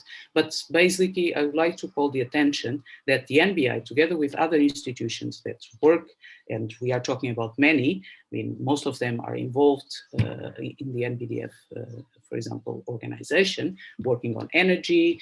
I would like to, for example, to say EAPP or future dams. In food security, we have IMI and IFPRI involved, environmental sustainability, a lot of the major partners working on environment and wetlands around the world, and climate change adaptation. I would invite you to go and watch or at least see the slides. The question is that all this is in order to achieve water security in the river basin. This is the major goal, regardless of the definition we take from water security, about water security, the fact that this is the goal. And the transboundary water governance mechanisms, tools, and that we have been talking about and in the other seminars are at the end of the day to contribute to water security. The transboundary water governance mechanisms are not supposed to contribute just for one agreement to be found or several agreements, but rather to achieve water security. So just my last slide. So the NBI contribution so far to water diplomacy in the Nile shows that a lot has been displayed in the last 20 years in promoting water diplomacy, but is very unique. And why is it unique? Because we are talking about very complex hydropolitical events that have happened in the last 10 years, a major unilateral project that was launched like the GERD, trilateral negotiations between the two countries, and this has been outside of the NBI, although it contributes with capacity building, with knowledge management, in, for example, in dams coordination, possible mechanisms. Again, there were just 2 webinars last week that were very good on that. The question is that the NBI has so far been able to adapt, to survive, and to transform itself into a quasi-RBO. The question is now, 2021, is the NBI still or not needed for water diplomacy in the river basin, in particular at the multilateral level? My own question is yes, but the question is not supposed to be mine, it's for the leaders of the NBI to muster the political will to continue the NBI and anything that is related to transboundary water resources. And this doesn't mean that bilateral and other trilateral processes do not go ahead, but that it should be in line with a shared vision approach that all countries have shared, including Egypt, shared at the beginning 20 years ago. So if the NBI needs to be reformed, rebuilt, if it has to have more capacity to reach out to the countries in order to find an agreement that satisfies all parts, I think this is the question that I would like to ask the panelists. What is the role of the NBI in the field of water diplomacy, let's say in the next 10 years or 20 years? And I take advantage because some of the panelists are actually very, very involved on this. So their views are very much welcome. Okay, thank you very much. And I hope that I didn't take more time than I should, which I think I did. Thank you. Okay then, so in this case, I'm just going to go back to my other slide to introduce our moderators. So from now on, I'm not going to say much more except, sorry, somehow I lost my presentation. I would like to introduce you to Jane Baitwa, who is going to be our moderator of this session. So if there is someone that knows the NBI in and out, then that's Jane. She will tell how many years she has been working for the NBI. She's the communication and stakeholder engagement specialist at the NBI, and her work focuses on keeping NBI stakeholders well informed. There is plenty of ways and mechanisms that Jane and the communications team have been doing that. There will be 2 seminars, or sorry, 3 seminars next week about civil society and in particular stakeholders involvement. So she herself will be able to explain next week. She has experience, more than 20 years of professional experience in the area of development and corporate communications, like in the case of the NBI. So Jane, thanks a lot for accepting the invitation. The floor is yours. So we have around 30 minutes. You have time to present the panelists. And no, for them they continue. Join some noise in the background of the night. So Jane, the floor is yours. Thank you very much. I suppose that you want me to have the slides, right? For the bios while you start.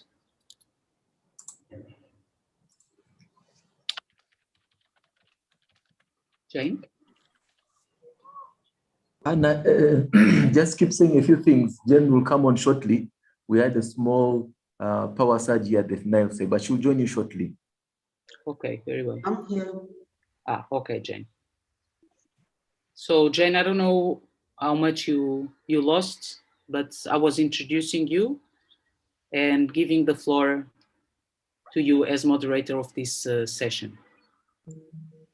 All right, thank you very much, Anna. And good afternoon or good morning, everybody. Yeah, let's, sorry we had that power problem, but let's move on to the next session, and this is the panel discussion. The topic, as we are all aware, is to do with multi-track diplomacy.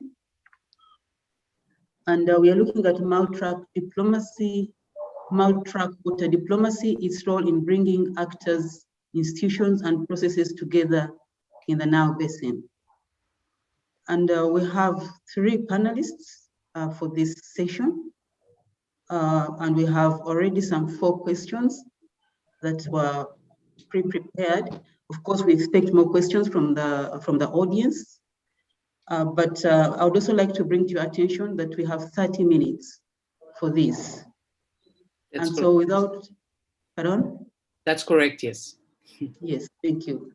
And so without wasting time, please allow me to quickly introduce the panelists, but also our rapporteur for this session. One of the panelists is our very own, hello? Yes, sorry. I was asking if you want me to share the slides with the bio. Yes, please, thank you. Thank you, Anna. I'll start with Nile TAC Chair, the chairperson of the Nile Advisory Committee, who is Ms. Jacqueline Nyirakamana. She's from Rwanda, and she works with the Ministry of Environment in Rwanda. As I said, Jacqueline is our chairperson of the Nile Technical Advisory Committee. She's got more than 12 years experience in transboundary water resources management and cooperation. You're most welcome, Madam Nyirakamana Jacqueline. The next, still on the panel, Anna, please, Yes, the other panelists. Thank you. We have Ms. Perihan Alam, sorry about the pronunciation. She's a senior political and development cooperation advisor. She's working on hydroponics with the Dutch embassy, along with the water and food security. Previously, she worked on conflict resolution with the UN mission in Darfur and as a political analyst at the League of Arab States. She's a former leader of the Dutch MENA Regional Communications Hub. You're most welcome, Ms. Perihan. And then last but not least, our third panelist is Dr. Maha Abdelrahim. She works with the Nile Basin Initiative. She's based in Entebbe at the Secretariat, where I'm seated right now. She's the project team leader for the groundwater project. This is our very first groundwater project at the NBI. She's our project team leader. Ms. Maha is a senior researcher at the Water Research Center of the University of Khartoum. She's passionate on transboundary water resources management and an advocate that groundwater in the Nile Basin matters. You're most welcome, Dr. Maha. And then last but not least, we have Sarah Bebb. As I said, Sarah is the rapporteur for today's webinar. Sarah is working with GIZ, advisory to the GIZ project on transboundary water cooperation in the Nile Basin. She has been working closely with NBI on issues related to communication, media relations, hydrodiplomacy, and policy. Actually, I work very closely with Sarah. She previously worked as a consultant to the GIZ cooperation program with the Mekong River Commission in Laos. You're most welcome, Sarah. So now, as I said earlier, we have some 4 questions that were earlier on prepared. And we've listened to the different presenters on these issues of multi-track water diplomacy.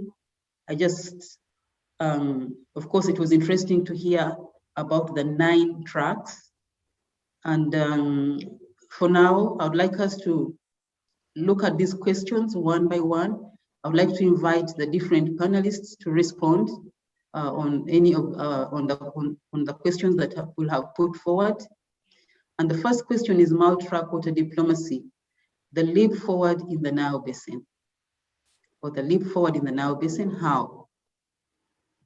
As I said, we have listened about from the different speakers on this topic. And now I would like to invite the panelists to share your views on this first question. Thank you.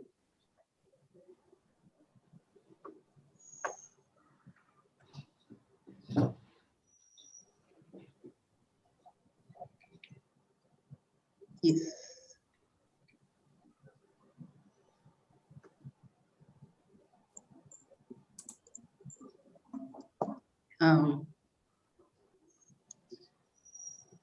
Perhaps you can direct the question to someone in specific that would like to kickstart.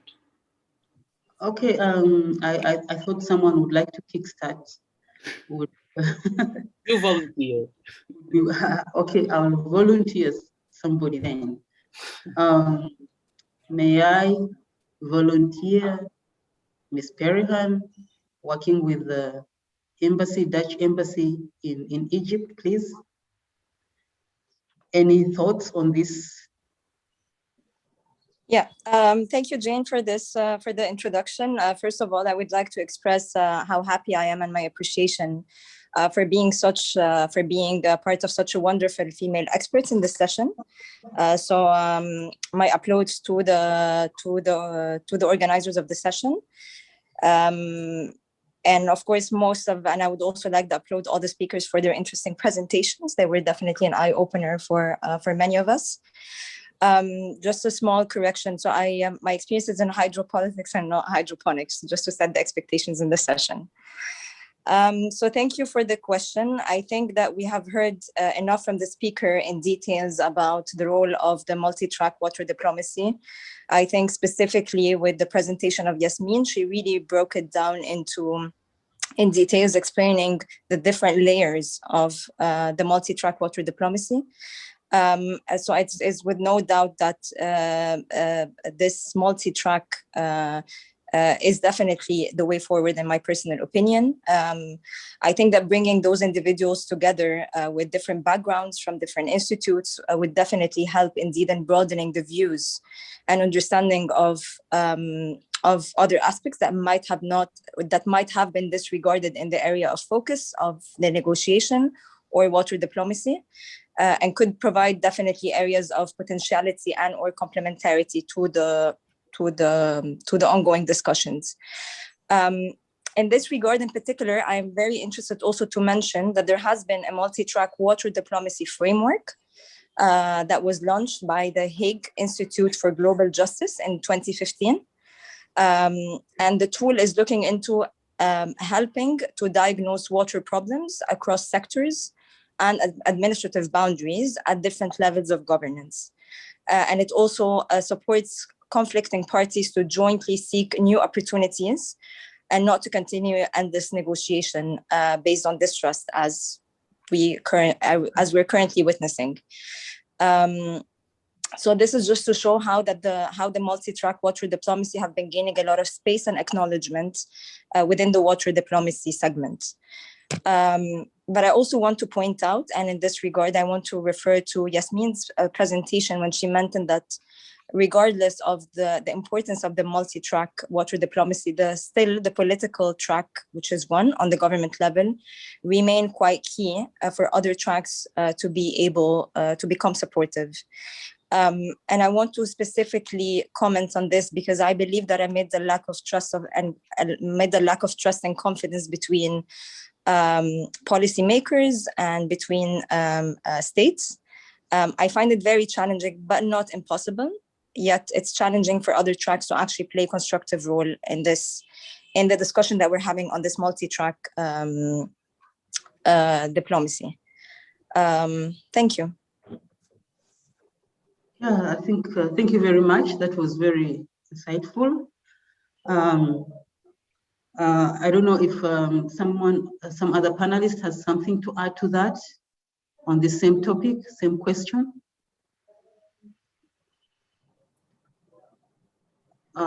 Otherwise, could we maybe look at the second question? And I would like us to look at how the processes of yes. Oh, sorry. Yes, please. Thank you so much. I'm Jacqueline from Rwanda, NITAC chair. Do you hear me? Yes, madam. Yes. I thank the speakers and the participants. Unfortunately, I couldn't follow all presentation made by presenters, but I would like to add something from what my colleague said on multi-track water diplomacy, the leap forward in Nile Basin Initiative.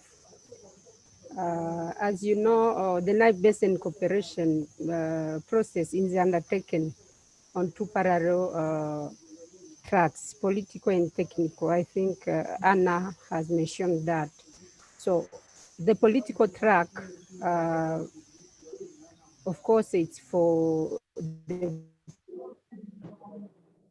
political decision makers. We are discussing the establishment of permanent legal and institutional framework as a new Nile Basin legal regime for cooperation and the equitable utilization of Nile shared water. So on that track, as others said, we have a draft. What can I say? It's not a draft, a CFA which has been signed by 6 countries, over 10 countries, and so far 4 countries have ratified. So the CFA is there as illegal, but of course, country need to continue cooperation to see how the CFA can be implemented. So I think when we have a river basin organization, this will help us to manage our water resources and manage any conflict which might be arise. Regarding the technical track process, we are really working in 3 areas. And Nile Basin Initiative, we provide cooperation platform and facilitate and promote cooperation through stakeholders engagement. We advance the multi-country, multi-sector investment project through our SAPS program. Also, we NBI support efficient, sustainable, and the optimum utilization of the Nile water resources by promoting equitable utilization and prevent of harm. All those tracks really are working parallel, and with the water diplomacy, I think NBI will reach all those. Do you hear me? Yes. Yes.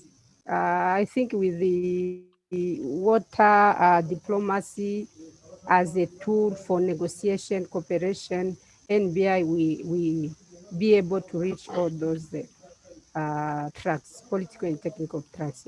Thank you. It's what I wanted to add.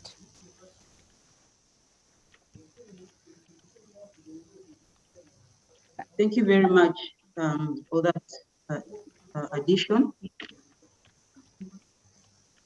I'm not seeing any other hand, maybe from the panelists. So I guess we could move to next question. How do the processes of high-level water diplomacy at the Nile Basin level, how are they interlinked with the global water agenda? Ms. Nyirasmana, can you maybe throw some light on this? How the processes of high-level water diplomacy at the Nile Basin level are interlinked with global water agendas? Yes, thank you, Jen. Thank you for the question. Yes, the water diplomacy or high-level water diplomacy in the Nile Basin are interlinked with the global water agenda. I guess how? First of all, we know this global water agenda. I can say it's a part of SDG, Sustainable Development Goals. And as you know, under Sustainable Development Goals, we have indicators we have many indicators. But one of indicator 6.5.2, it's about transboundary cooperation.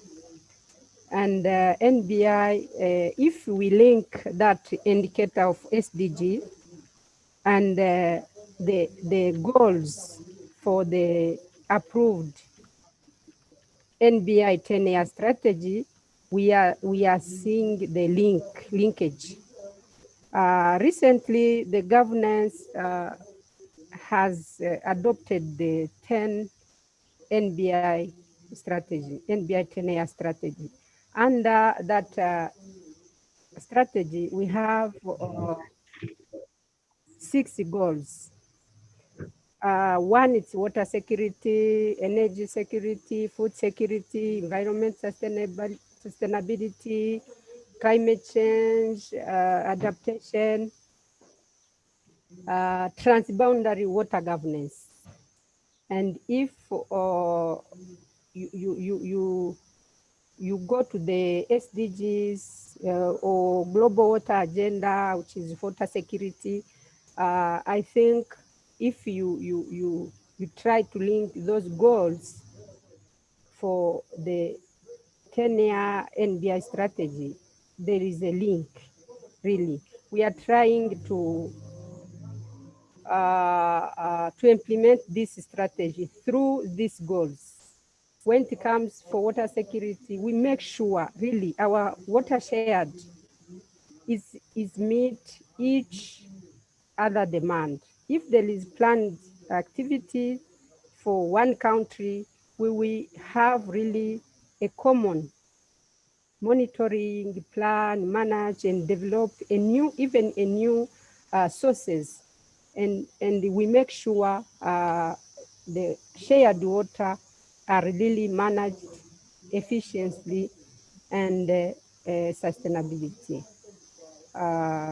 I think if you take those indicators for SDG goals, even on climate change, even on food, energy, water, nexus, all are reflecting in NBI strategy, 10-year strategy. I think there is a link really. So for high-level water diplomacy, of course, as I said, that strategy was adopted by governance, high-level, it's the Council of Ministers with the Technical Advisory Committee. And if there is another urgent issue, really needs the attention of high-level authority, the countries sit together and discuss and have a solution on that. So I think the linkage, the NBI is implementing those goals through the loop of Global Water Agenda and the SDGs. Thank you so much. Thank you. Dr. Maha, would you like to add anything on that? Or Ms. Hala? Yes, please. Yes, please. Yes, please. Hello, everybody. This is Maha from NBI Secretariat in Entebbe. And thank you, Jacqueline. You have stated very good points. And thank you, Anna, for the opportunity. I think as a basin organization, NBI has done a great work on capacity building, on development of good projects, on terms of production of knowledge materials, and now they are phasing out the water strategy and planning. And I think this will contribute to the leap forward by providing knowledgeable, high capacity and competitive participants in water management. And on how can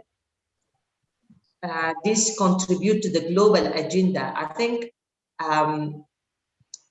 if we can achieve the Africa Agenda of 2063 through the technology that Mahsa has taken us through, and this will emphasize trust and will contribute more to transparency, and therefore will advocate for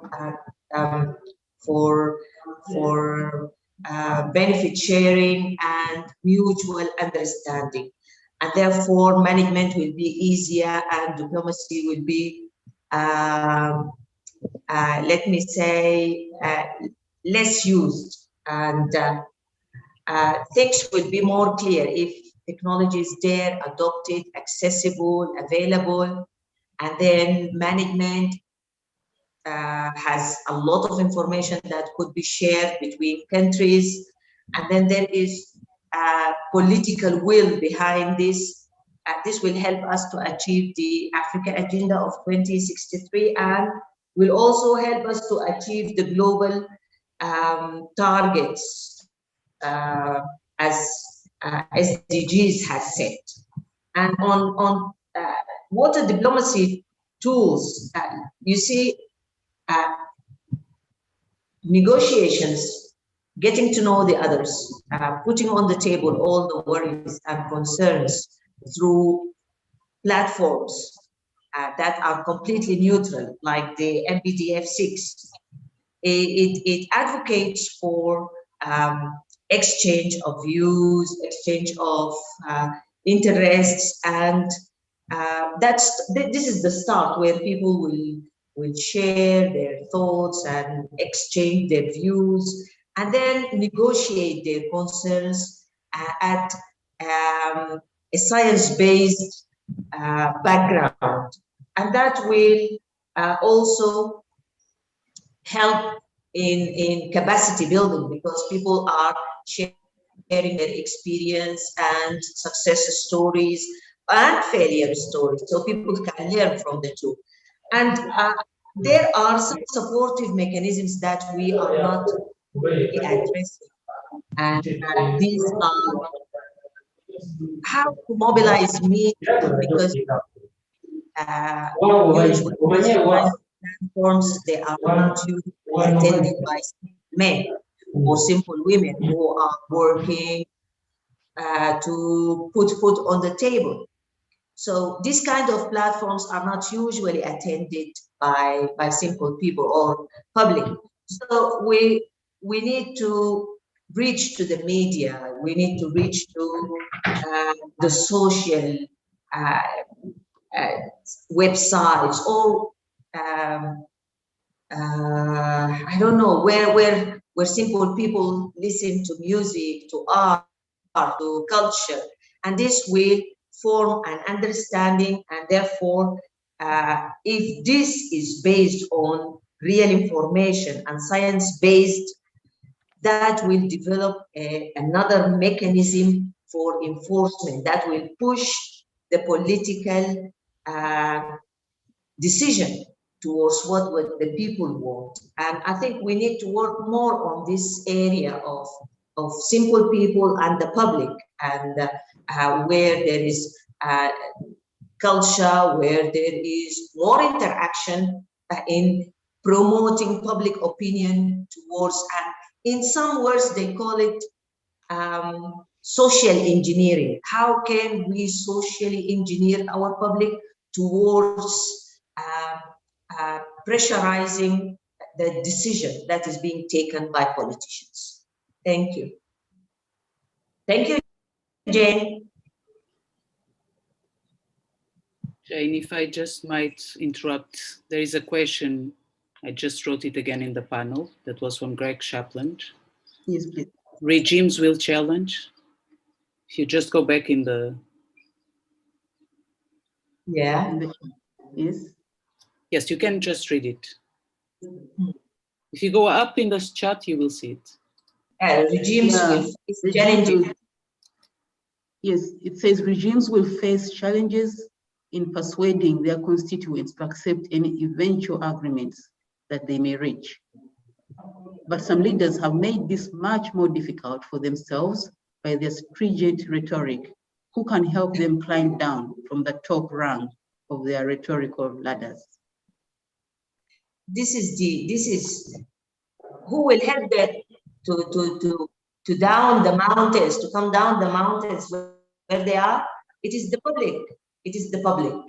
If the public are aware, and if we worked on them so as to enlighten them, but built on real and good scientific facts, then you can steer the public opinion, and then the public opinion will have a pressure. Like now, you can see in this Nile, the Ethiopian dam problem, you find that the techniques or the technical people are not talking. It's only the media that is talking.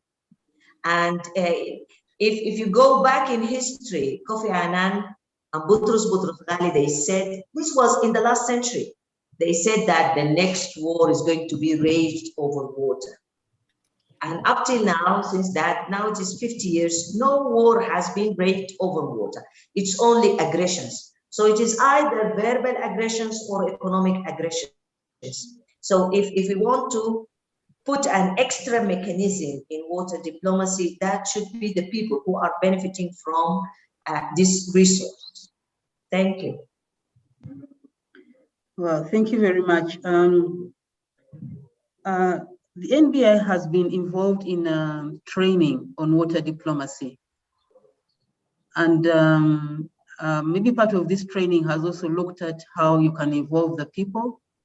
And I would like to invite Ms. Jacqueline, who is a member of the Technical Advisory Committee, to just share with us her experience on how this training has contributed to NBI as far as water diplomacy is concerned.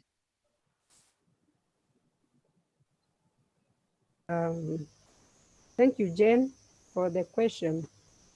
But really, it's very complicated. I can say why. Yes, NBI really organized some training regarding hydrodiplomacy and negotiation process.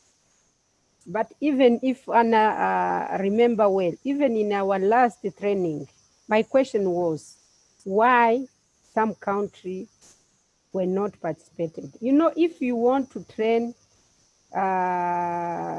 people which really have shared things, like Nile, we are sharing Nile Basin, the water is for all of us, but the training should be involved all member states.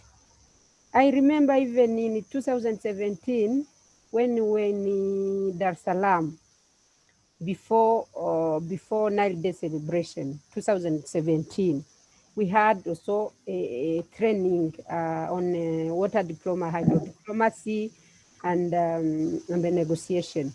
But some countries were not there, like Egypt. So I think it will be maybe a recommendation, but let me first say what the contribution really for those trainings, what we gained in those trainings. First of all, as the we have been trained as the Technical Advisory Committee for the country, from the countries, and we learned a lot regarding negotiations, regarding how really you can negotiate through the conflict, and we had some practical exercise regarding the upstream countries, downstream countries, where really the negotiation needs even the third party for reconciliation. So all those trainings really help us to what can I say, to increase our knowledge, our skills in this process of water diplomacy, where we are negotiating really the legal framework of Nile Basin, the cooperation among all countries, you know, we have a journey. It's like a journey until we have the river basin organization. Even though when we have the river basin organization, we will still negotiate. We still need the water diplomacy as a tool, which really can help us on some disagreement, on some conflict, so that we can have the common understanding. So the training was really very, very well or benefit to country members. But as I said, it could be better if all countries participated in those trainings. That is one. The second, I think also the Nile Basin with the facilitation from donors, especially GIZ, which help us in this kind of training, can invite also the political people. I remember before apart this COVID-19 pandemic effect, but we used to have like study tours for the PSS or Secretary Generals from NBI countries, so that they go to visit some river basin and they see the good practice, the lesson learned from those river basin organizations. And that can help them also to better negotiate and to better understanding the issue of NBI cooperation. So I think the political people also need some trainings regarding the water diplomacy, negotiation skills, you know. Sometimes, yeah, we are there to advise them, but when they can participate on those trainings or so, or field visit or study tour in some basin maybe which reached negotiation, they can help them maybe to in better negotiation or in better water diplomacy. Thanks so much. Thank you very much, Ms. Jacqueline. We are running short of time, but I just would like to bring one question to the attention of Ms. Alan. What would you see as the role of external partners in promoting water diplomacy in the Nile Basin Initiative?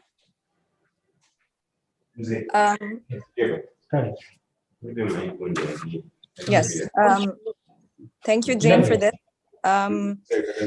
I would like to drift a bit away from some of the concepts that were used to define water diplomacy. As was mentioned by most of the speakers, there is not a definitive definition for water diplomacy.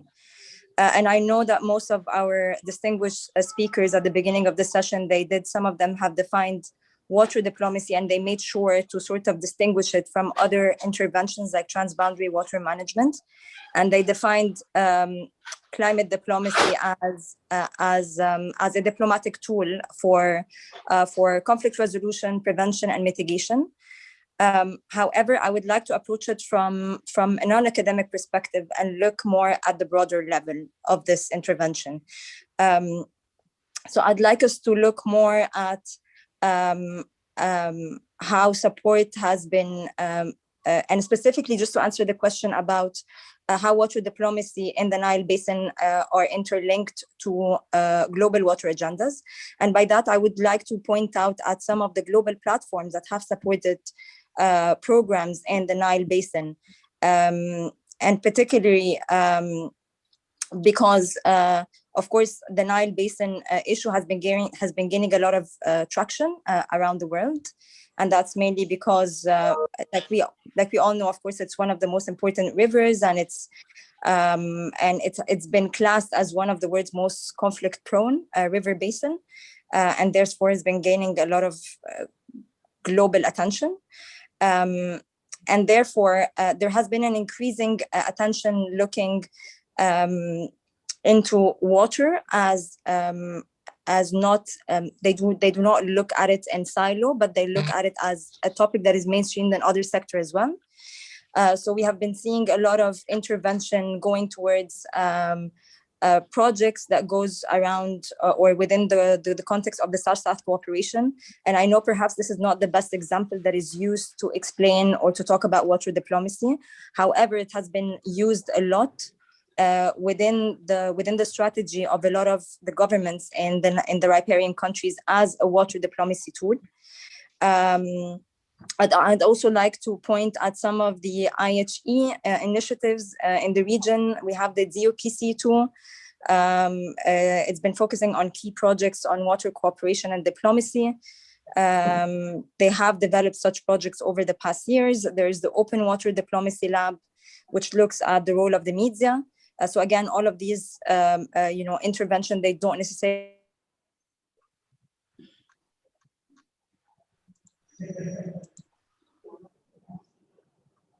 look at a conflict, but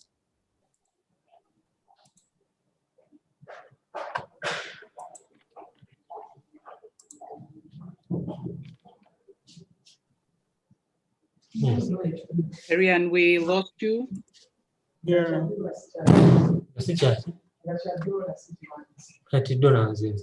Would session control would mind? Session control, do you mind to switch off your? Do you mind to switch off your sec? Nice sec. Do you mind to switch off your mic? We're going to mute all other mics. Ariane, are you still with us? Okay, I think our connection somehow went down. I think so. Okay. Jane, if you don't mind, we wrap up here. So I go back to my role as a host. Meanwhile, if Ariane comes back, she can finalize her sentence. Otherwise, we can have it somehow a chat going on. So we are running out of time. I would like you all, if you can, I mean the participants, to put your camera on. At least we will know who was in the room. I mean, for this last slide, I think it would be good so people know. Sorry, Perian, you were interrupted. If you would like to finalize your statement, your remarks. Yeah, thank you, Anna, for this. Yeah, thank you for this, and apology for the technical issue. So yes, I just wanted to point out that some of the initiatives that were geared towards, in my opinion, supporting water diplomacy in the Nile Basin, which I named a few, and there are much more. I do not want to be excluding any initiatives, but I mentioned some of the IHE initiative. There's also a lot of initiative that has been led by SIWI. Also important to mention about the SIWA initiative that are led by the World Bank as part of a trust fund with the cooperation of African partners, the EU Commission, and a number of EU governments. So I think all of these initiatives, maybe they don't necessarily focus on diplomacy instruments for conflict resolution, but they definitely focus on spaces for cooperation between the Nile riparian countries that, in my opinion, does pave the way for water diplomacy to play a role and to make it happen and possible. One last comment. You asked a very interesting question towards the end of your presentation, and you said whether the NBI is still needed in water diplomacy in the next 10 to 20 years. I would say always.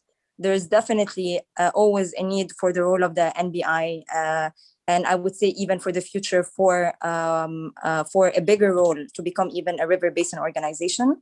However, that role has to be inclusive. Otherwise, it's just going to become another divisive role in the Nile River instead of being inclusive and unifying. Thank you. Thank you very much.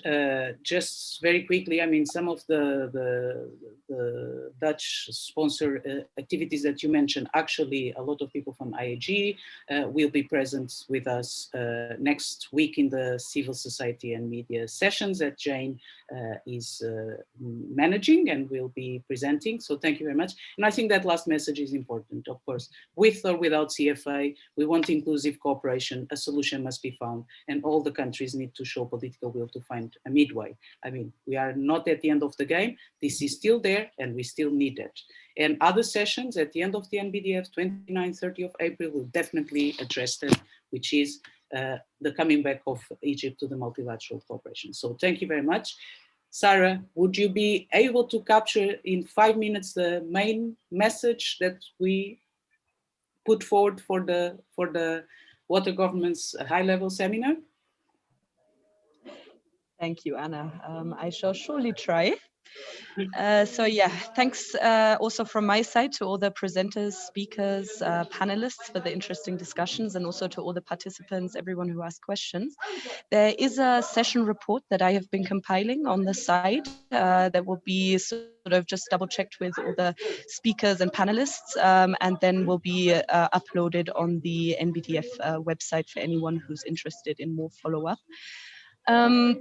So yeah, we've, covered a lot of ground today, anywhere from looking at the role that RBOs can play in water diplomacy, but also maybe extending beyond that, also the role of non-state actors that can, the role that non-state actors can play in water diplomacy, and how the two also depend on one another and reinforce one another and can support the effectiveness. So some discussions that we had from the paper presentation inputs were that there's also a risk of negative effect that the alternative track diplomacy can have on the governmental negotiations, let's say. We saw some examples from the media, how the media can have a direct negative effect on negotiations by, for example, internationalizing the conflict that we've seen on the GERD, by creating a war drum narrative in the media.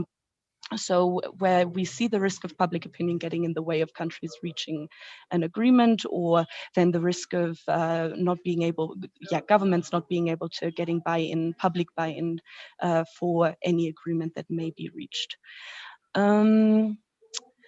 We also had interesting input on the need for digital transformation in the water sector, and especially in the transboundary water cooperation process. Also looking at the barriers that still exist towards digitalization in the water sector, which include, for example, network coverage, affordability, digital literacy, and then also having locally relevant content, so demonstrating the clear benefits on the ground. But yeah, definitely demonstrating a need for fostering digital cooperation amongst countries. Finally, we had a discussion, a presentation input on the role that NBI specifically has been playing in water diplomacy in the Nile Basin, and seen how the technical track, including activities and inputs such as the strategic analysis, the hydrometeorological and monitoring network, dam cascade management, etc., have supported the political track and the political negotiations, but also how the political leaders of the Nile Basin countries need to build on and also transcend that technical knowledge and platform that the NBI has delivered so far. From our panel discussion, some of the key points I took away were that the political track remains key in order for other diplomatic tracks to be effective. So that a lack of trust or confidence between states is a huge challenge, but that then on the other hand, the multi-track approach can also help build and strengthen such trust, so that again, the two bounce off of each other. We have seen that transboundary water cooperation under the NBI and beyond contributes directly to a range of SDGs, and also going beyond the transboundary water management SDG of 6.5.2, covers many other pillars such as water, agricultural development, energy, environmental challenges, climate change, and governance. I have tried to distill some key messages and actionable messages. Again, we will be refining these with panelists and presenters, but I think one key message that has clearly materialized from this discussion is that RBOs can and can play an important role in water diplomacy through supporting, for example, decision-making fora, support systems, data acquisition, analysis and sharing, basin planning, compliance monitoring, notification and consultation, as well as dispute resolution, but that they need to remain impartial, foster their own political and diplomatic skills, and avoid potentially amplifying the securitization of any contentious issues. Secondly, more stakeholders should be actively involved to allow for an impartial, science-based and inclusive discourse that can enable and support the political cooperation track. And here I think the focus or particular focus that has crystallized is to be placed on engaging the media, technical practitioners, scientists and researchers, and maybe now more innovatively also the tech sector as a stakeholder. And then lastly, that riparian leaders or riparian states leaders are called upon to demonstrate the political will to build on and go beyond the technical knowledge and the platform that the NBI has provided to date. Those were my key takeaways. I will hand back over to Anna for the closing statements. And thank you again for your participation.